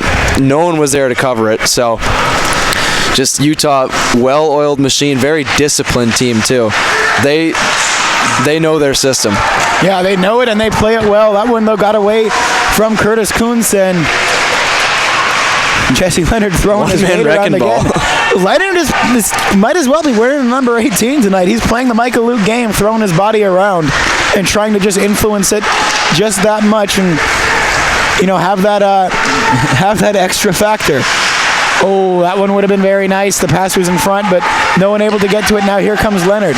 Leonard fires it, and easy glove save made from Coma. Coma, again, he was ready to play the puck, but the ref will go for the whistle, and both teams will get a chance to get a new group of skaters out there with 2:20 left in the second period.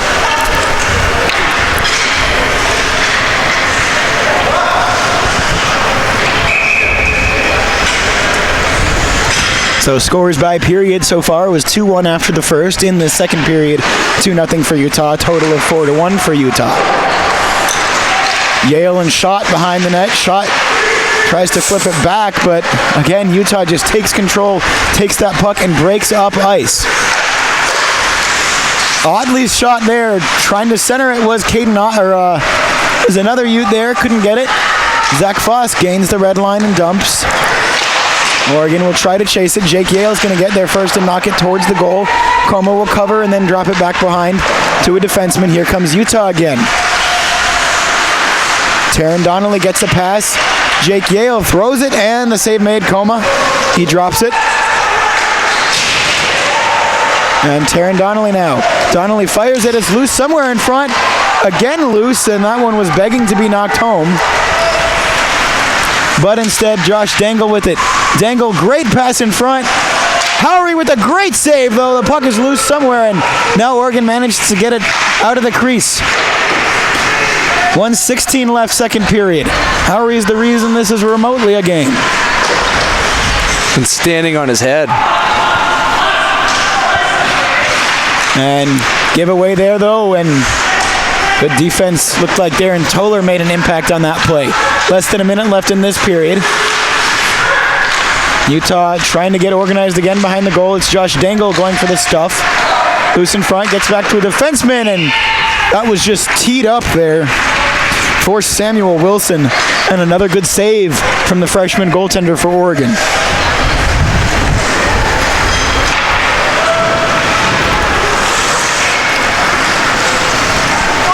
You know, you look at the score, and if people tune in a little bit late, they think that Utah has just been dominating this game, dominated this period. I just think the Ducks had a really good second period, regardless of what the score says.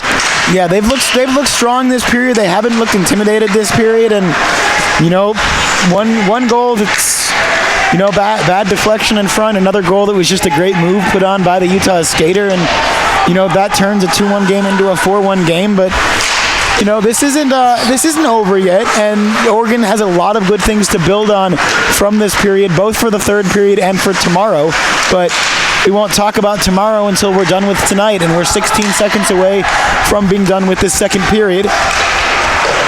Utah trying to maybe put the final nail in the coffin on this last sequence here. Oregon trying to go into the room still within shouting distance.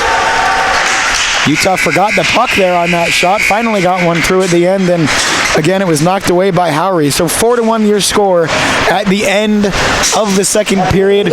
We talked about Oregon winning that period. That did not happen, but they did look strong in that period. I think they looked better in the second period than they did in the first. And they got the goal in the first period. So we talked about it. Hockey's a weird sport sometimes. But you know, that is what it is, and we've got 15 minutes on the clock. We're gonna get Chuck-a-Puck underway. We'll keep the cameras rolling for that, and then we'll get the Zam around, and then we'll come back for the third period. For now, Utah leads 4-1. Don't you go anywhere.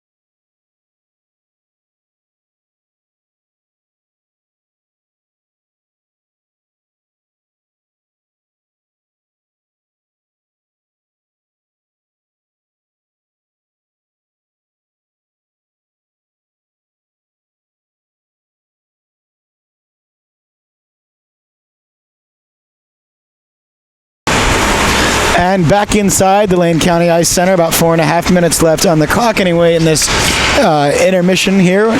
Oregon trails 4-1 after 2 periods of play.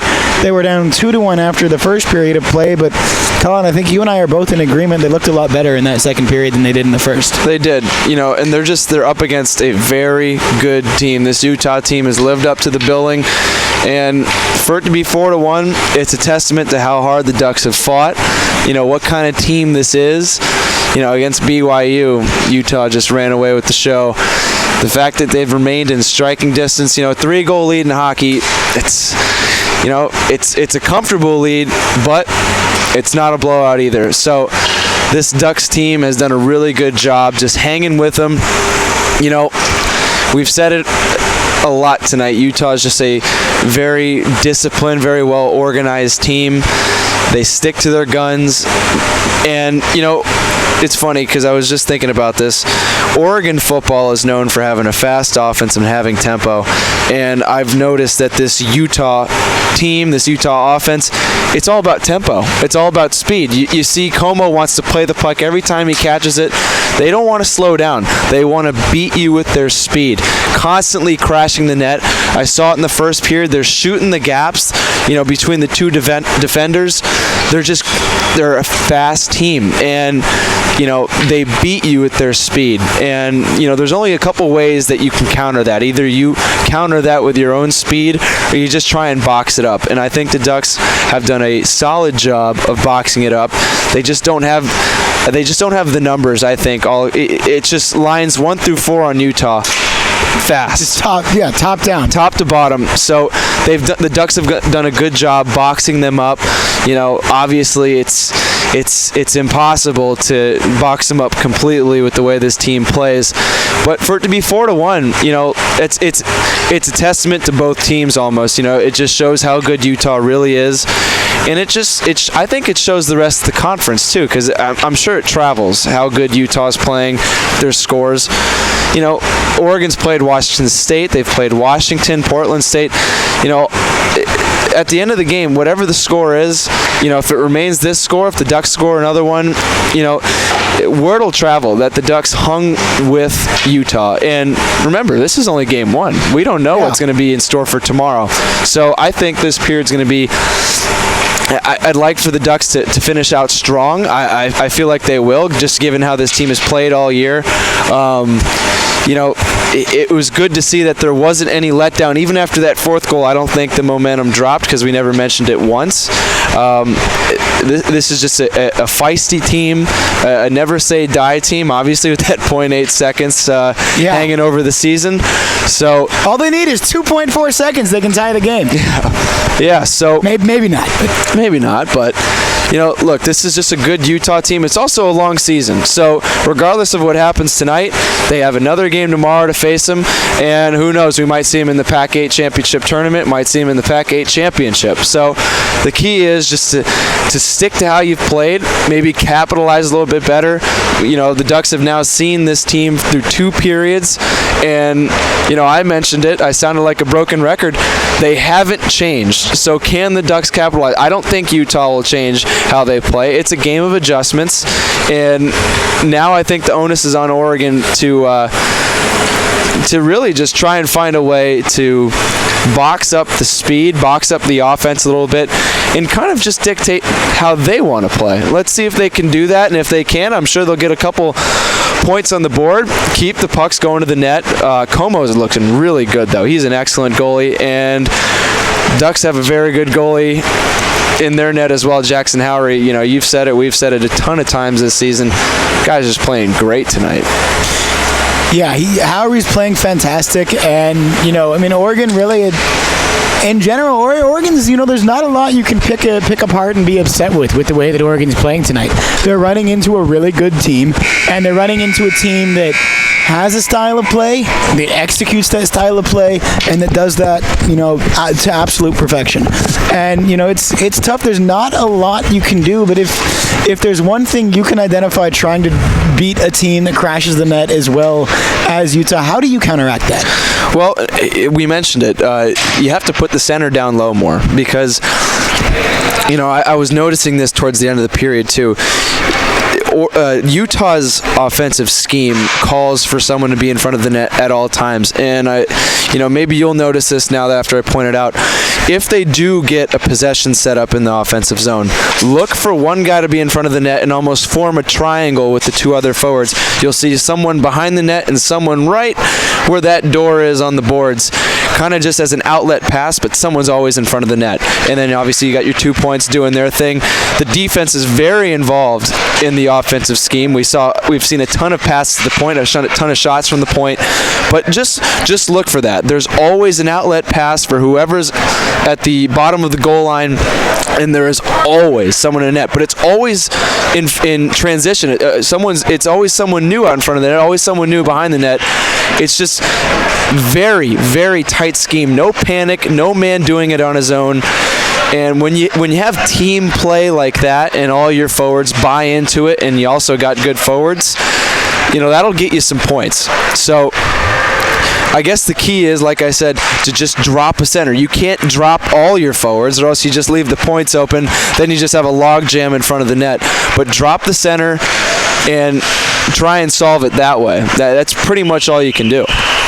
Yeah, there's not a lot, you can do, like you said, but Oregon, this third period's important, even if they don't win this game, even if they don't tie it up. We talked about it in the second period. It's going to be the same thing going into the third. Win the period. If Oregon can get this 1-0, that's good. If this game ends 4-2 after this period, that's a building block. That's a stepping stone.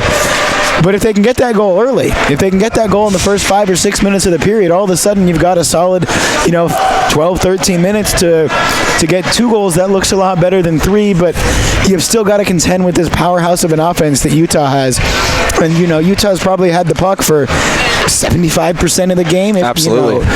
Maybe even more than that. So it's a tough ask for Oregon. It's a really good Utah squad, but we've got 20 minutes of hockey left, and we're going to be there for you. We're going to see how it goes. Utah with the puck now. Caden Otley with it. Otley flips it towards Landers. Had Harrison's dad come over and say hello in the intermission. Looks exactly like Harrison Landers. Hey, genetics are an interesting thing. Minus the hair. Harrison still got the blonde. That shot blocked on its way through, an opportunity for Utah. Otley with some speed now. Otley's shot right into Howry. And we're there again. Kunz with the shot, and Howry puts the glove down. 19-20 left in this game. 4-1, still the score. Utah still leading.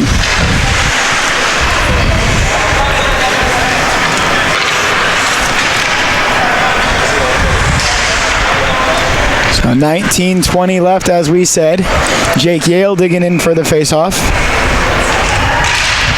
And won by Utah, but now out for Oregon. Here's a chance. Oregon is just going to get the red zone, get the red line, and dump it on through. Darren Toller, rather, had it briefly. Now Utah takes it. Utes in the neutral zone. Zach Foss run into a little bit there. Yeah, I think Zach would like to have that dump in the zone back. Usually like to get a little hang time on the puck to let your offense get to it. He kind of just flatlined, shot it and got a nice bounce off the boards for the Utah D. Oregon rather, with the puck in the Utah zone a little bit there before Utah took it away. Foss with a little better defense there. Now though, just thrown to the neutral zone, gloved and dropped by the Utes. Is hitting the post on the shot was David Barnes, a little bit wide.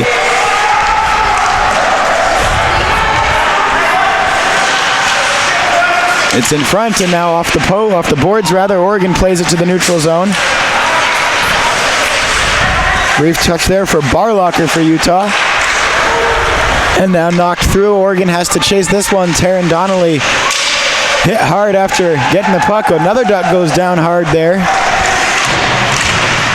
And that one squirts through. Pat Taylor with a lot of speed trying to chase this one down. Instead, he's just going to drive his man into the boards. Now Landers plays it. Ducks were offside, and they'll go for a change. 17:50 left in the third.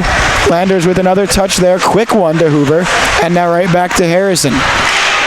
Harrison flips it through. Jesse Leonard had it bounce off his stick, and that one off the very top of the boards. Landers knocked it through there. And Utah dumps, and they'll get the change. 17:28 left, third period.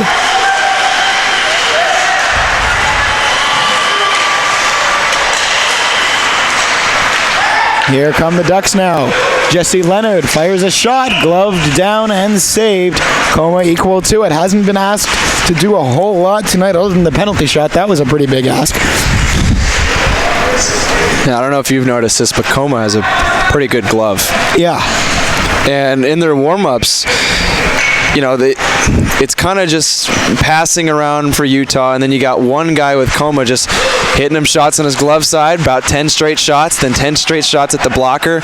So I'm sure if that's what it is during games and practices, that glove gets a lot of work, and you can develop a nice glove doing that. Well, that shot from the point, Oregon again. If they had a man on the doorstep there, they could have knocked it in. They do again! It's Shabara once more, and Scooby makes it 4-2.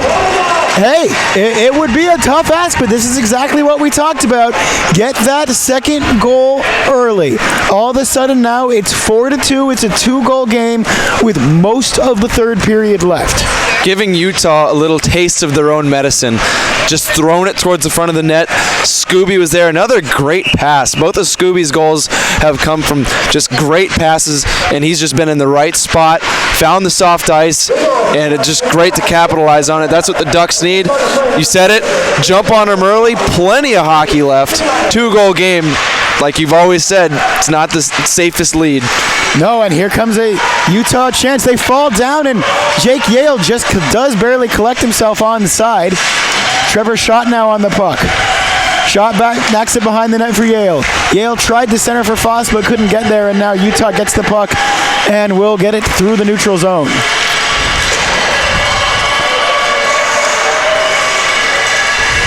Zach Foss again knocks it back for Toller. And there's probably some Utah fans out there watching, wondering why Jake Yale wasn't called offsides.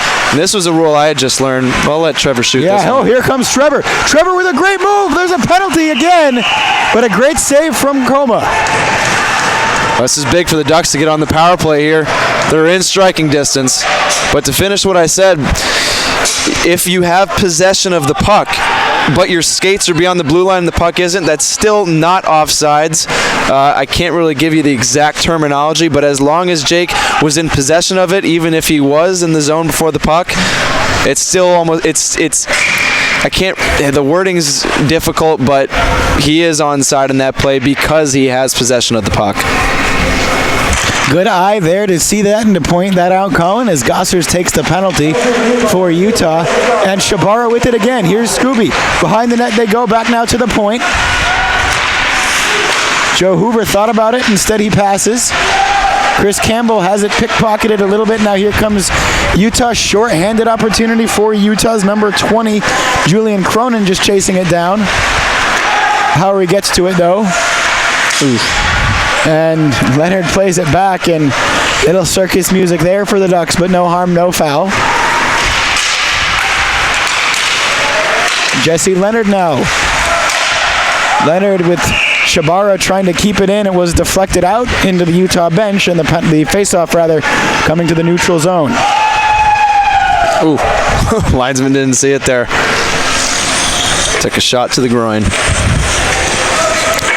But yeah, I wanted to point out that offsides because I remember for the longest time I would complain about it. I would yell at refs for it until I learned about it this summer. So that's usually a call that people just don't understand. And even when I explained it to players in the summer, when they would yell at me for not calling it, I just said, look, that's just how the rule is. Yeah. So, if Utah had that play or any other team and it happened against the Ducks, I'm sure a ton of people, maybe you would have been upset. Probably. Would have been. Probably. Yeah, pack 8 refs, but it's a good call. No call by them. That's just what the rule says. And we've got some kind of a stoppage here. I think the tape, the blue, Dylan, is that tape or is that paint that they have for the blue line? Actually, it's a wrap, so it's not tape or it's not paint. So basically it's a nylon wrap that goes down underneath the layer of base layer of ice down, bring these wraps out that are made of nylon, they lay those down, it takes hours, it's really tedious, but it's good. Is it possible that it's sticking up? Yes. Okay. So when they do lay the base layer down, because this was built in a barn, this used to be a horse barn, not even an ice rink, the whole surface is uneven, so they have to separate areas to get it to be level, so it is an uneven surface when they even lay down that base layer down, so it kind of comes up in bumps. It's not laid down even. Oh yeah, there it is. I think you can see it. Can we get a zoom in on that? So does this favor one team or the other, this kind of break? It favors Utah. Yeah. It's a little nylon strip that goes through the length of the ice. Yeah, just kick some ice on it. That'll help. Yeah. So what are we going to do there for that? Ollie over there is actually getting a bucket of snow and water. It's a little mix they make. Put it on there, give it about 2 minutes, and it'll be frozen. So there you go. If you couldn't hear Dylan used to work at the rink, so knows the ins and outs of it here. We're just going to get basically some snow, ice, some slush there, and put it right over that nylon spot, and just give it a moment or two to freeze. And meanwhile, Utah gets to take all that little bit of momentum that Oregon started to get, kind of gone a little bit. Utah gets to plan their PK, although really it looks like both teams not really using this as a coaching opportunity, just kind of sitting and watching. 15:24 left in this third period. A minute 20 left on the penalty to Gossers.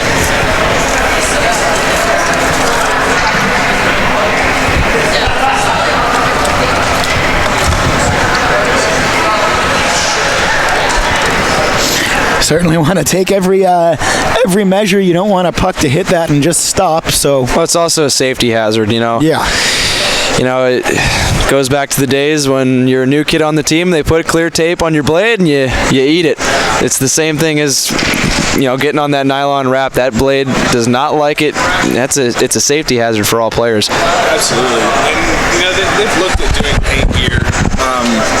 Just in and out every single season. They kind of look at it. It is pretty expensive, but this is a case you can make for getting paint and laying paint down, because it's not going to come up. If it comes up, it'll chip off a little bit, but it won't be a safety hazard. You're not going to get stoppages in play like this, and you're not going to get people running it over, which are going to cut the nylon, and in the end, that's going to result in a worse product. Yeah. What can you do?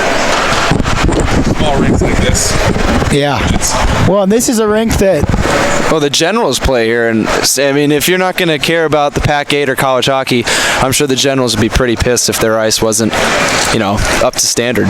And this is a rink that almost just went away a couple of years ago. Some major funding battles, and it looked like there wasn't going to be a Eugene Generals or a Duck Hockey as recently as 2-3 years ago. So it's great to see it in the condition that it is in. The ice actually this year really does look good. Looks good, yeah. Big improvement from the surface from last year. Night and day improvement from the surface from last year. So we'll take a moment here. We don't have the literally designed for the Olympics facilities that Utah might have, but we're going to try and get it taken care of. And Utah players kind of looking at it a little bit suspect still. What is this?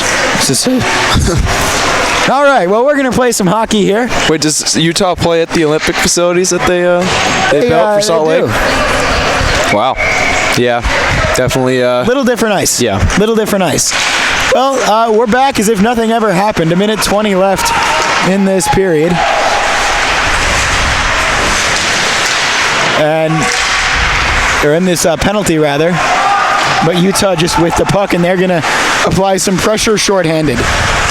That's a rocket of a shot there from Josh Dangle. Went wide, but some good penalty killing there when you can just get a shot like that. That was over the head of Jake Yale as he tried to knock it down. And we've got another whistle here. High stick. I had heard it. I was surprised that the leading linesman didn't have his hand up, but the back one did.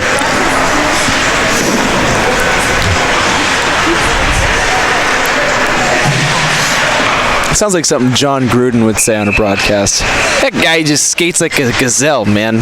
Give him the ball. A little bit of everything on the Oregon hockey broadcast. as that one is chipped up into the air, has to be gloved by Howry. 41 seconds left, and another face-off coming in the Duck zone on the Duck power play.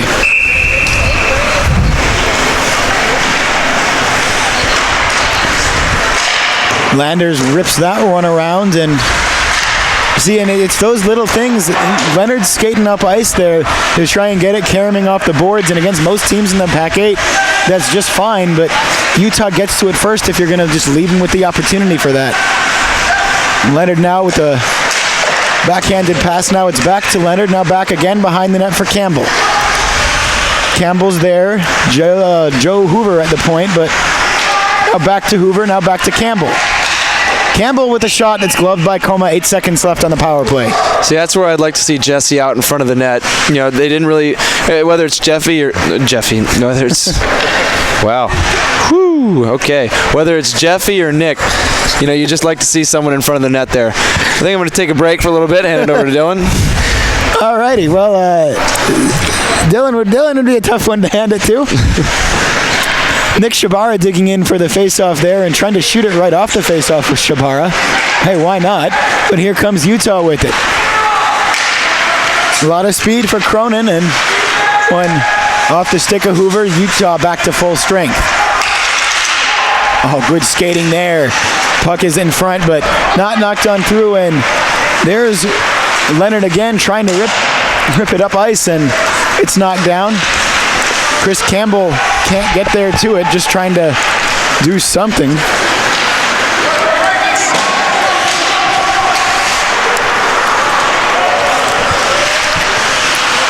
And here we go again. So Oregon with it in their own zone, trying to knock it up towards Jesse Leonard. Leonard, though, couldn't use the boards to beat his man, and Utah dumps it in, and we'll get at least one new skater out there. Big run again, right in front for Utah. Poked away, though, by Howry. And good job there, strong skating from Campbell. Moves through the neutral zone. Cody Dries putting a little pressure on. 13:05 left third period. It's a 2-goal game. What a great pass. Oh. Just a beautiful play all around there from Utah. Well, who else but Dangle to get the goal there? Bartender top shelf. That was a thing of beauty. So 5-2 now. Great pass, great shot. Look, there's not much Jackson can do there, because when the puck is going that high and when it just sneaks under the post like that, you're thinking as a goalie that's going to go high and wide. You don't really give it the time of day. I mean, you know, Jackson did make the effort for the save, but just sometimes the shot, no matter how ready or how prepared you are and how well you see it, sometimes the puck's just going in. Shots like that are going to go in. Tucking it right under the post. Oh, here we go again. Still 5-2 game, 3-goal lead for Utah. And the assist on that one went to David Barnes on a great pass.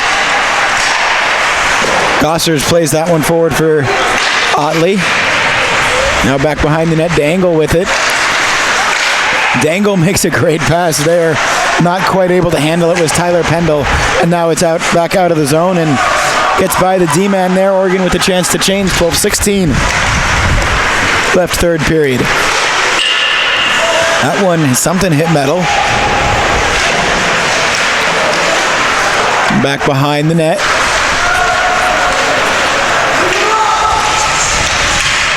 Ducks again trying to get something physical established. Another puck bounces around in front, and now here comes Taron Donnelly with a little bit of speed, but instead he'll just dump it in. Goes the length of the ice. Oregon gets some new bodies out there. And Trevor Schott now with it. Schott fell down trying to keep that one in the Utah zone, and now here come the Utes across the blue line. Shot from the circle is through, and penalty coming up. It's going to go against Oregon.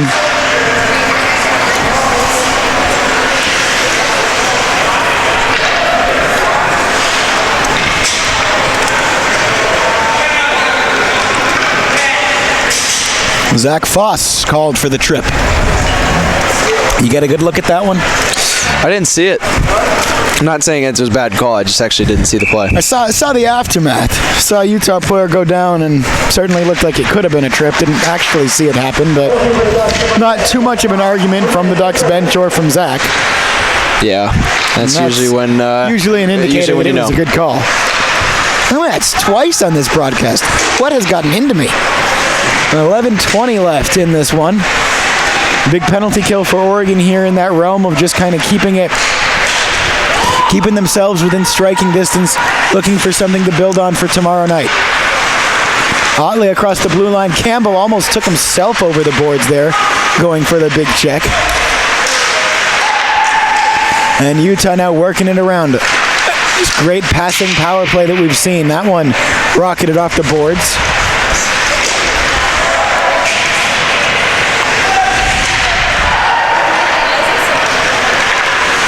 And now back up top. Coons thought about a shot, got it back to Dangle, now back to Coons. This time he will shoot in front again, and Howery is equal to it. Hoover tries to clear, knock it around, give a chance for a clear. Another save, Howery.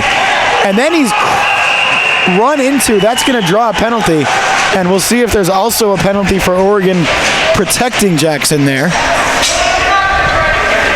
But, that looked pretty intentional. Unnecessary running. If it was, that's there. just Bush League. It's one thing to stand over a goalie or to ice him, but to intentionally run into him, and I know we got some Utah people watching tonight, but that's just absolute Bush League. I think we've been pretty fair to both sides tonight. Been trying to anyway. But not our best behavior.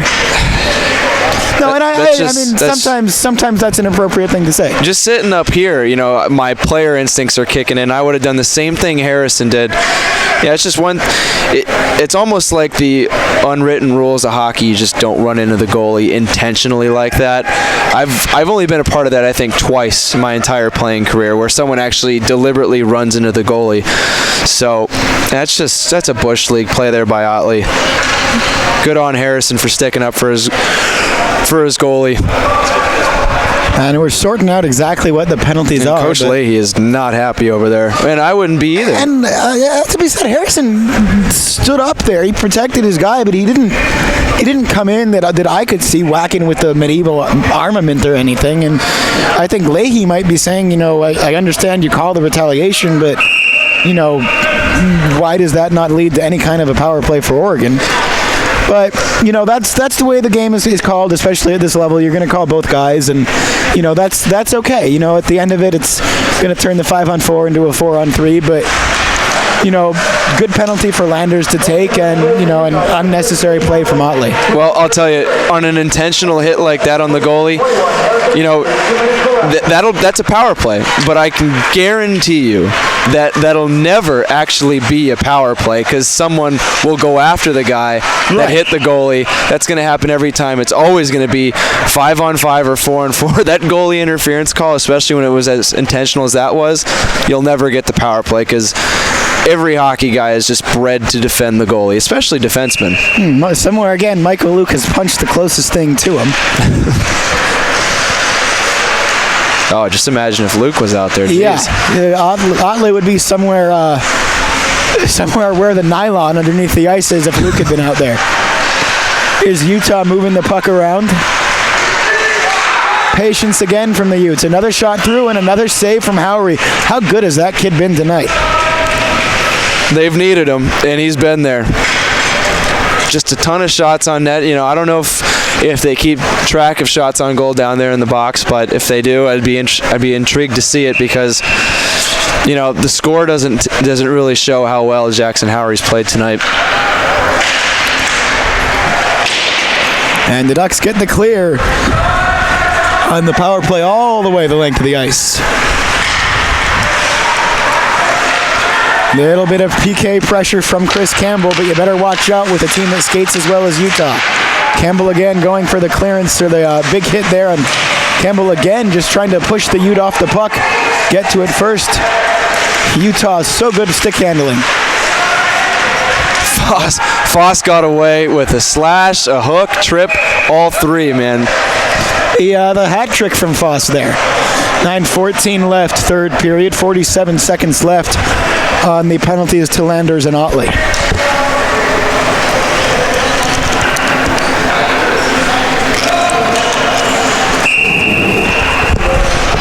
Face-off coming to the left of Howery. And Ducks tried to get the win there, but Utah again gets it back to the point, cycles it again, and another save from Jackson Howery, his 849th of the game. Save percentage of .975. Still a pretty good one. Close. Well, close approximations. Not like anyone's going to call us out on them. You know, I did well in math in high school, but I don't think it's carried over. Another save from Howery, and That's why I'm a BA, not a BS. 9:03 left, third period. But I'll say Spanish isn't much easier either. Well, little give and take as Oregon comes through. Nick Shabara had it just barely touched away from him. Dylan, I'm not good at lip reading. And Hoover flips it through. Another penalty coming up. And another hook against the Ducks. This time it's Shabara. Not much argument again.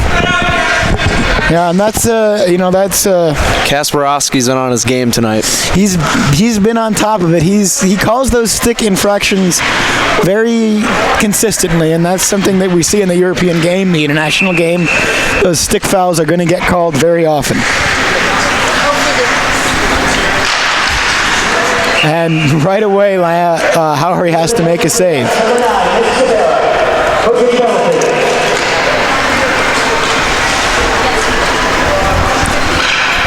Dylan's having some fun on his phone in front of us. When you're as talented as a producer as he is, you can multitask. You can do whatever you want. You can multitask.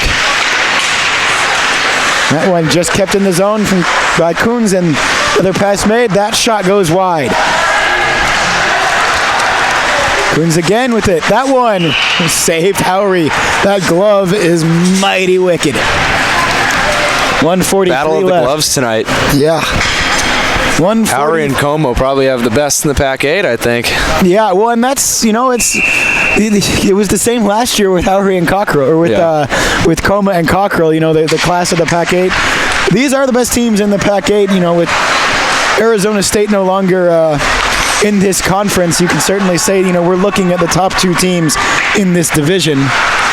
And, you will grant Utah that they have given every reason to say they are the class of the Pac-8.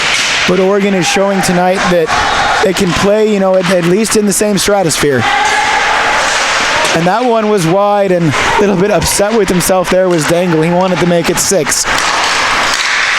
Fires through again, and another save from Howery. 7:52, 7:52 left in the third period.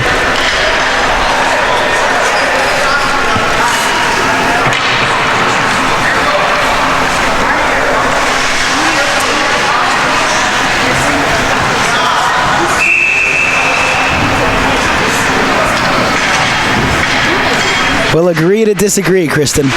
We will agree to disagree. Wraparound goal there. That one goes wide again. I'm not sure if I was chirping. I think if I got in chirp mode, it would have been a lot more explicit. But a little more vulgar. You know what? If that's what Kristen thinks, so be it. 7:36 left.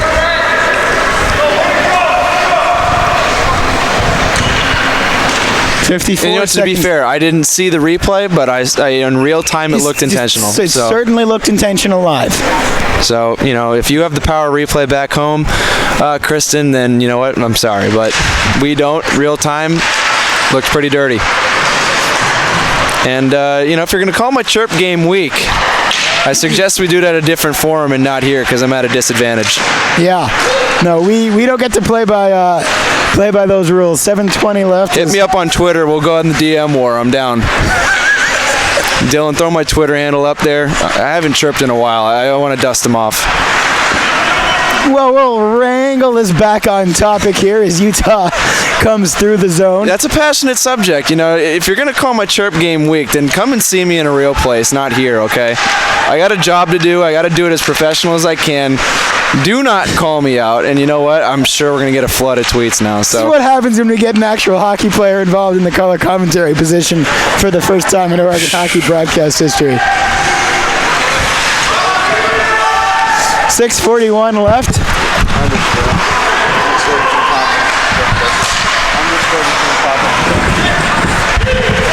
And here we come through the zone. It's Utah.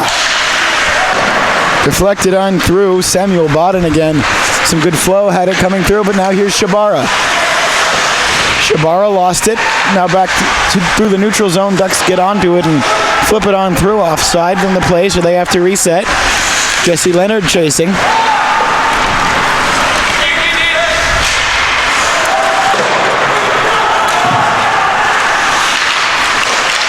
And that one deflected away, and Oregon with the chance to pressure this one into the corner. Leonard with it. Leonard trying to do something with it, but instead Utah is going to take it away up ice. 5:52 left, third period. Here come the Utes again. They lost track of the puck, though.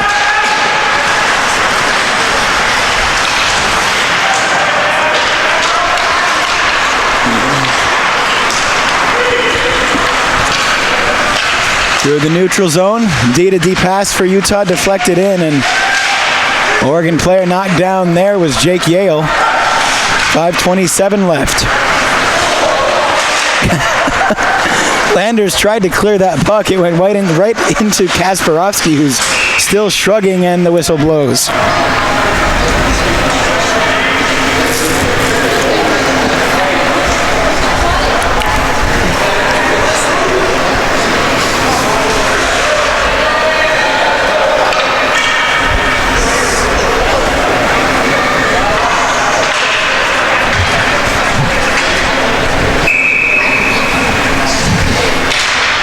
Face off there. And Oregon tries to get to it, and we're going to have another penalty coming up on this one.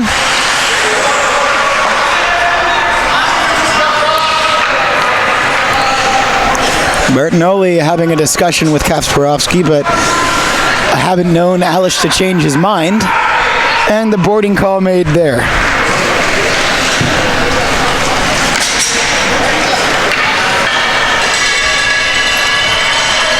.507 left in the period. Oregon's going to spend 2 minutes of that, or they hope less, really, on the power play. Hoover with the shot. He scores! No, he doesn't. It certainly looked like it, but it's the post. It can be tough to tell. Utah, to be fair, had one exactly like that earlier. They get it back towards Hoover again. Hoover to Landers. That one now back for Campbell. Hoover to Campbell, now back to Chris towards Hoover again. And Utah gets it out of the zone, but good job by Joe to stop it. Oregon doesn't have that far to go, and a hand pass was called. At least trying to hit Landers with the weak chirps there. But our boy's coming back with some good chirps, I think. I'd like to think that... You know what? I'm not going to get into that. We teach that stuff well.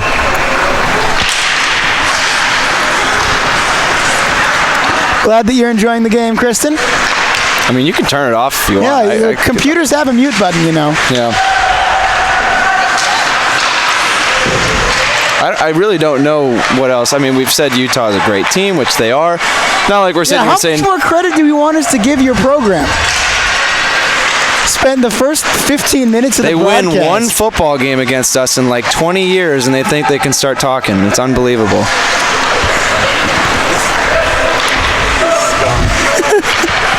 We've lost control of the broadcast for probably the third or fourth time this season, but that's okay. Like, who really... Nah, I'm not going to get into it. Never mind. Be the bigger man. Yep.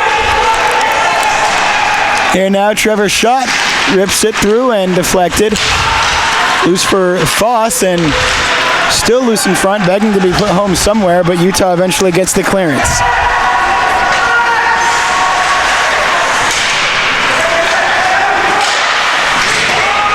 Bertinoli's standing in the box. He's got 10 seconds left on his penalty.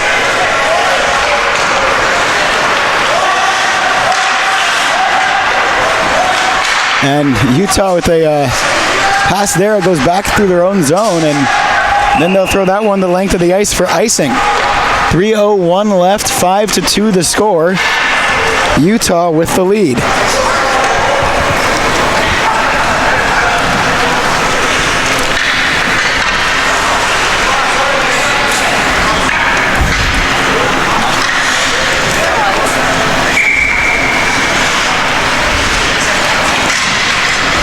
.301 left.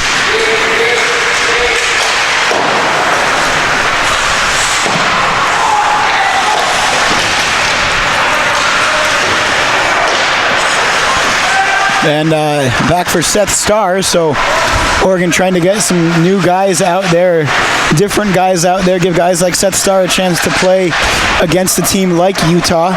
Good, valuable minutes for teaching purposes here. And really, this is a 3-goal game. This has not been, Utah's looked the stronger team, don't get me wrong, but this has not been a train wreck for Oregon. There's been a lot to build on and a lot that they can look to for tomorrow and a lot that they can look to for the Pac-8 final, for the Pac-8, the Pac-8 tournament if these teams play again, which likely they will. A lot has to happen. We're not taking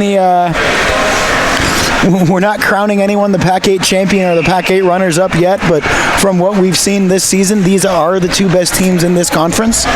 Washington might have something to say about that. Oregon did go 2 games against Washington without getting a win, but they also did that with like 13 guys available. So, that's very different. We like to think that those games are going to be very different when Oregon has a full bench against Washington. For now, though, 2:15 left in this one is Utah trying to add something. Jackson Howery continuing to stand on his head.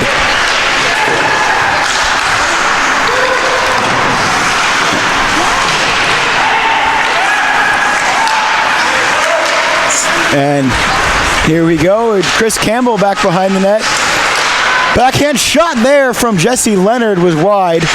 A little bit more net gaping there, but that's been the way that it's been going for the Ducks tonight. As down on the play is Dangle, and some legs and some sticks tangled up there. I really feel for Dangle because that's how my career ended. Just a knee-on-knee hit. That's a painful one.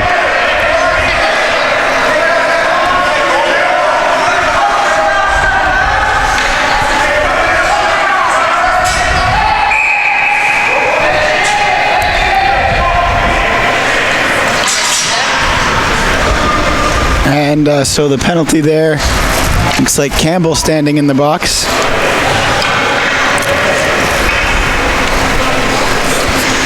At the end of the day, we're all a hockey family, and I really feel for Josh Dangle right now. It's almost a little deja vu for me because I just remember having the same thing. It's a really tough one. He's a great player. He's had a great game today. My thoughts and prayers are with him and his family because that didn't look like a good one. And that's what put me out of the game. So I have a little bit of emotion invested in this. Really, my heart goes out to the guy. It's a tough play. You never like to see knee-on-knee hits.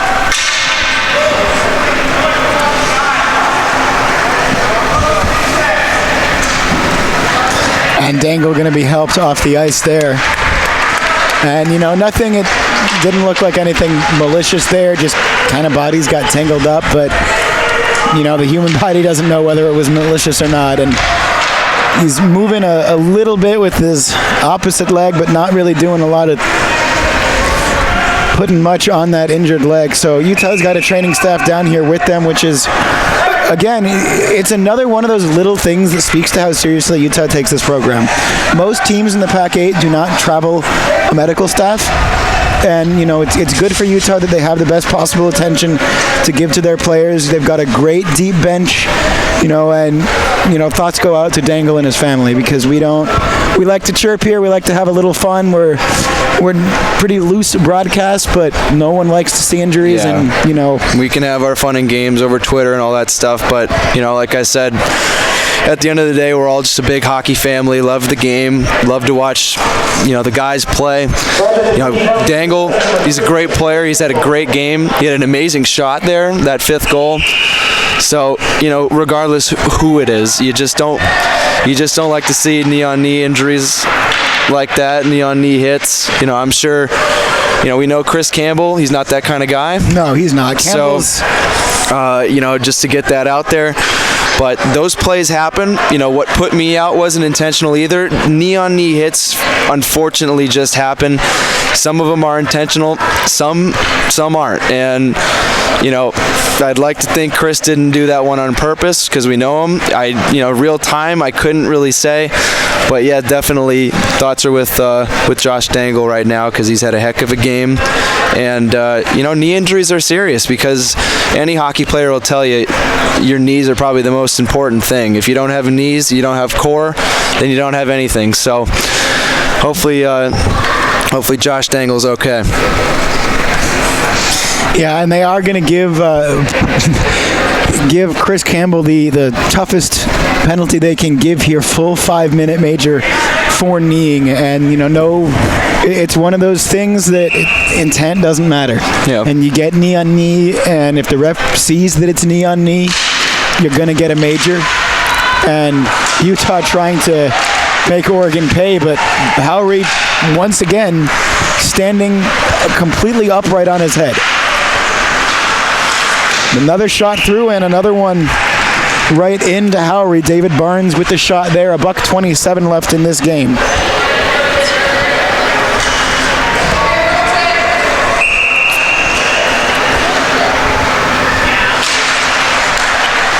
Utah working it around. Barnes again.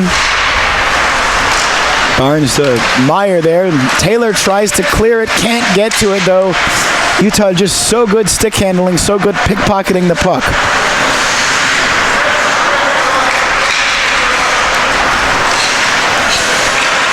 Working it around again are the Utes.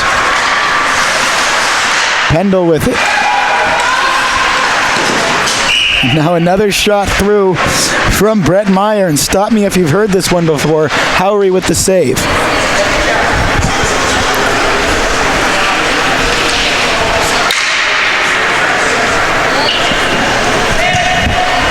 So one more shout out to the whole crew. Bella Manning on camera, Dylan Lee producing. My color commentator is Colin Catman, and I am Isaac Rosenthal.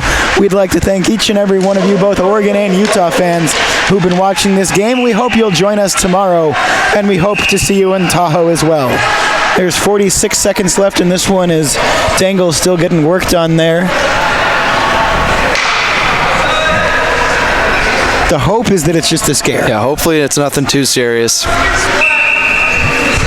And Utah's, knee injuries are one of those things that they're going to be taken really seriously. So that's the positive outlook, is to hope that it's just a scare. Obviously, it could be worse than that. And, you hope it's not. We hope to see Josh out here again tomorrow night.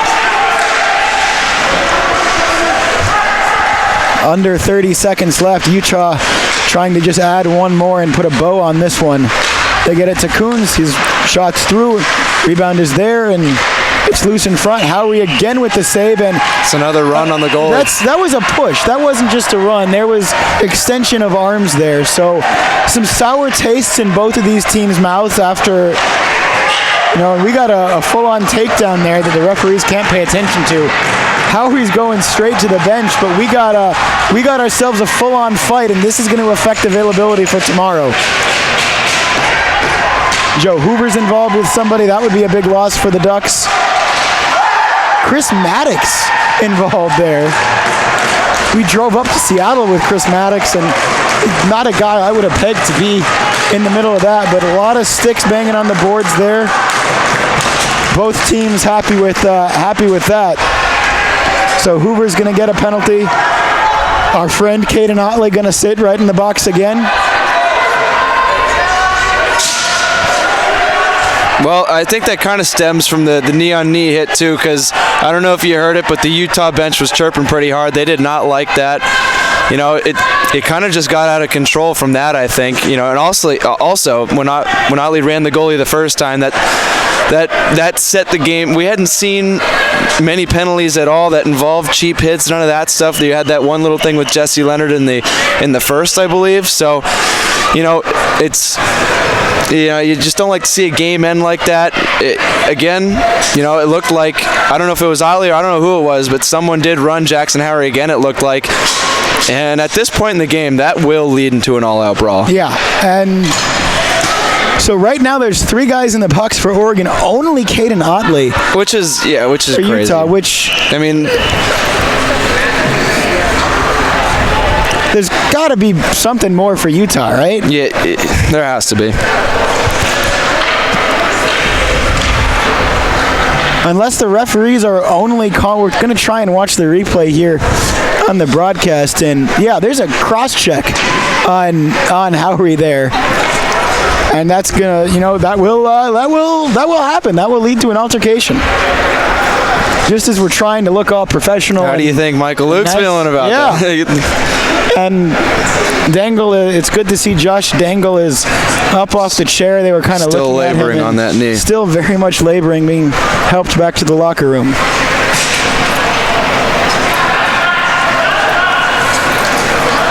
And looks like we're getting some crutches brought down towards Dangle.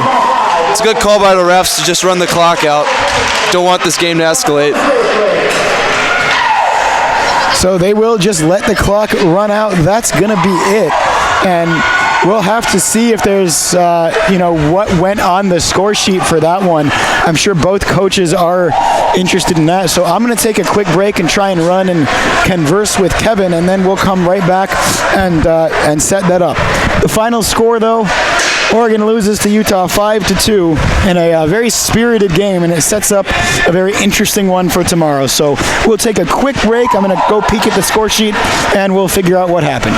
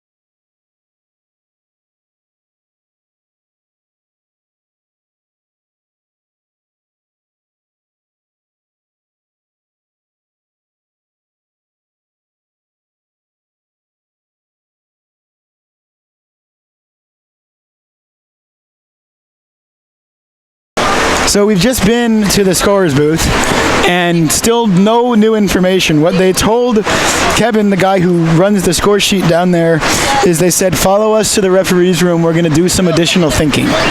So there's going to be fightings. There's going to be players suspended for tomorrow, almost certainly. The question is, who is it? If Seth, all due respect to Seth Starr and Chris Maddox, if they're suspended for Oregon, that's a lot different than if Joe Hoover's suspended. Those are both great guys. They mean a lot to the team. Every skater that you get means a lot to the team. Depth is important, but Hoover was involved in that, and Hoover's a fiery guy. He's maybe 80% of Michael Luke in that respect. But, if Oregon has Hoover suspended for tomorrow night, that's going to be absolutely huge. And for Utah, we have to see who's suspended too. Because I just can't fathom that we're not going to have pretty equal punishment doled out there. Well, yeah, and the scorekeeper has to go back there because a game report has to be, I think, written up. I'm not familiar with ACHA rules. I know USA Hockey rules. If your helmet or face mask comes off, it's an automatic suspension. So it'll be interesting. I think it's a match penalty too, if I'm not mistaken, which is probably the worst penalty you can get in hockey. So explain that. Explain what exactly is a match penalty, because that's a term that people have probably heard but might not be familiar with. I'm going to speak about it in USA Hockey terms. If you get a match penalty, you did something really bad, whether that's spitting, spearing, fighting, abuse of an official. That requires a hearing, and you're normally suspended for the rest of the season, if not multiple games after the hearing. But that's just how USA Hockey works.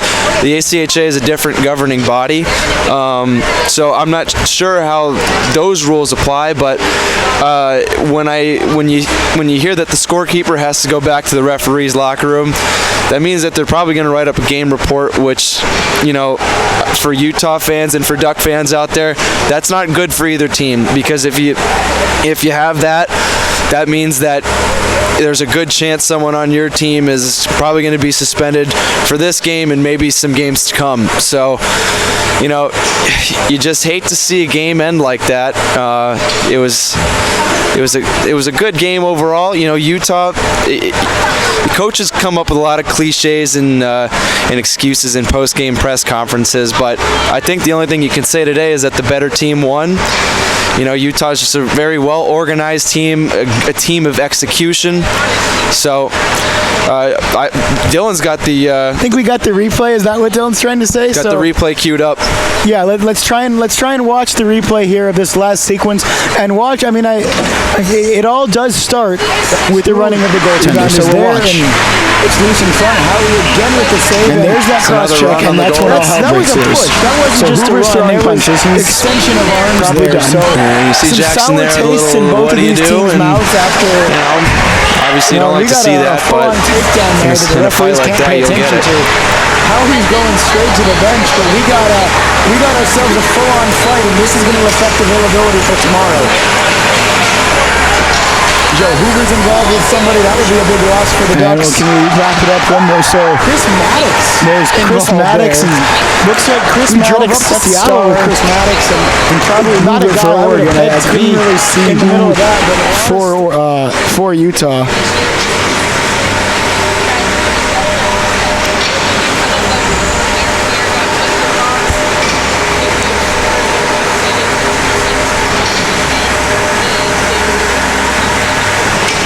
Maybe one more time. There it is.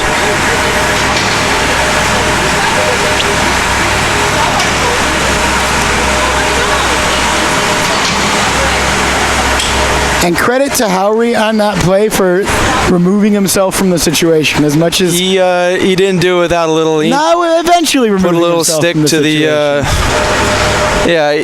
obviously I'm sure Utah fans aren't happy with that, and we'll recognize that. You don't like to see that, but again, when you get ran twice, don't run them next time. Yeah. And Oregon should have kept their cool. Not saying that anything that happened in that last justifiable, but there's a clear, and this is why it's unfortunate. Someone mentioned show the refs the replay so that they can get it right, and I don't think that that's even really kosher. You can't really do that. You can send it to the governing body. You can send it to the ACHA, and there's a. They'll handle it better than the refs will. The refs their only job is to officiate the game. When you have video and you can't name me a sport where in football, I'll give you an example. You can't call a penalty on a replay if the coach throws a challenge flag. I believe rugby is the only one. Rugby may have that. I might. Which, if we're going to pull out rugby in the United States, well, we got some. So from Matt Coma's watching of it, he's saying he's assuming DQs for 22 and 21. So that's Hoover and Landers for Oregon, and then 10 and 3 for Utah, which is Otley, Tyler Colger, whose names we did see come into the booth as well. So that's not great. Again, I can't really look at that tape and write a script where Joe Hoover plays tomorrow. No, he probably won't be playing. Seth Starr probably won't be playing. And there was one Oregon player, I think it was Starr, that just had an absolute wrestling move of a takedown. That was Harrison. That was Landers. So Landers sticking up for Jackson a couple times tonight. And this is going to make tomorrow's game really interesting.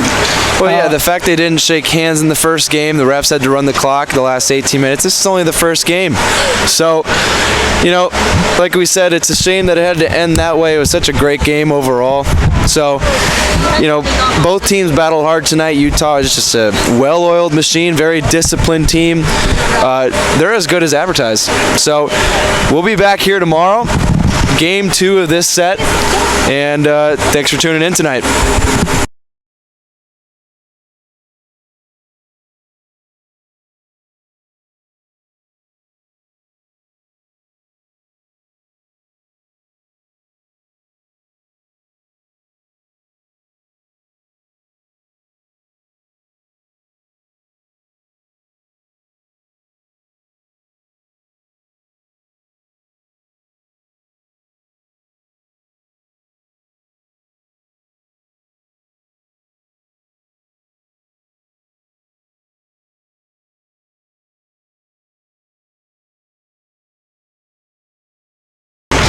So we would, if you'd like to go on your merry way tonight, eat, drink, be merry. We'll see you tomorrow night. But if you've got some time to stick around, we're going to kind of drop and go to dead air, keep our Oregon hockey broadcast, the graphic running there. I've got someone down in the scorer's room who's supposed to text me what they actually say, because I really want to get this right for you and let everyone know what's going on. So we're going to take another little bit of a break here, and then we will let you know what the actual discipline, as far as we can tell, it's going to be doled out. So hang tight for just a couple moments. The refs are working it out in the room. They're going to try and get it right. It's going to take a little while, probably. But that's going to take some sorting out. So appreciate your patience. We'll be back soon.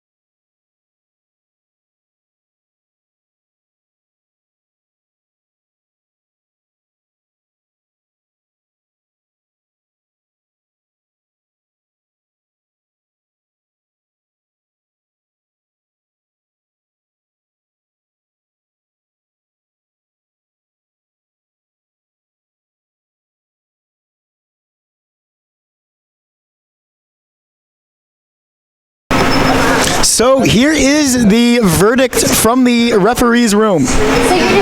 Caden Otley for Utah and Tyler Culger for Utah, DQs for punching. Joe Hoover and Seth Starr, DQs for punching. I said DQ, I did not say game misconduct. You know what that means. Tell our viewers what that means. Well, game misconduct means that you're out the game, that you got the game misconduct in, and the next game. DQ just means that you're done for the game. So Utah and Oregon will both be, they'll have the guys. No one's going to be suspended. So, and I'm going to be partial here. There should have been suspensions on both sides. There should have been. So, I can't really explain what the refs were thinking there, but haven't we said that a lot so far this year? So, good news for both teams. No one's going to be suspended. Hopefully Dangle's okay. Hopefully he'll be able to play tomorrow. You'd love to see Dangle back tomorrow. Thoughts out to him. That was a tough play, but that's what led to all this. I think that Utah was chirping hard after that happened. They were not happy with that hit, and then Jackson got ran for the second time in the game. It's funny, we still got another game to play tomorrow, and with all these guys playing, and then you get Michael Luke back. So he'll be back in his office maybe tomorrow. But a good game on both sides. He's an enforcer though. He's not a goon. Michael Luke's an enforcer, not a goon, because he's on our team. That's the only reason. That's the difference. So that's going to do it for us again. 5-2 the score. We played 19 minutes and 32 seconds or something like that, and the ref said that was just as well. No suspensions somehow from that. Just goes to show you cannot put words in a referee's mouth. 4 DQs, but all 4 players are eligible to play tomorrow. You hope to see Josh Dangle back tomorrow. If not, you hope to see him very soon. And Michael Luke will be back tomorrow for Oregon as well. So, going to be an interesting game tomorrow night. Oregon, I think the result, all things considered, I think 5-2 to Utah is an okay game. It could have been, could have been 4-2. That would have felt really different. If it was 4-2, all of a sudden you think a little plays differently. 5-2s, it's a lot that would have had to go different, but 5-2 is also very far from the worst case scenario tonight for Oregon. And, they did a couple of good things well. They had a great power play goal. They had this tied early at 1. They didn't get scared, and they didn't get intimidated by Utah. And I think that's the important thing, but they still do have a lot to work out for tomorrow. So one last time, for Colin Catman, I'm Isaac Rosenthal. Thank each and every one of you, even the Utah fans, for listening, and have a pleasant tomorrow.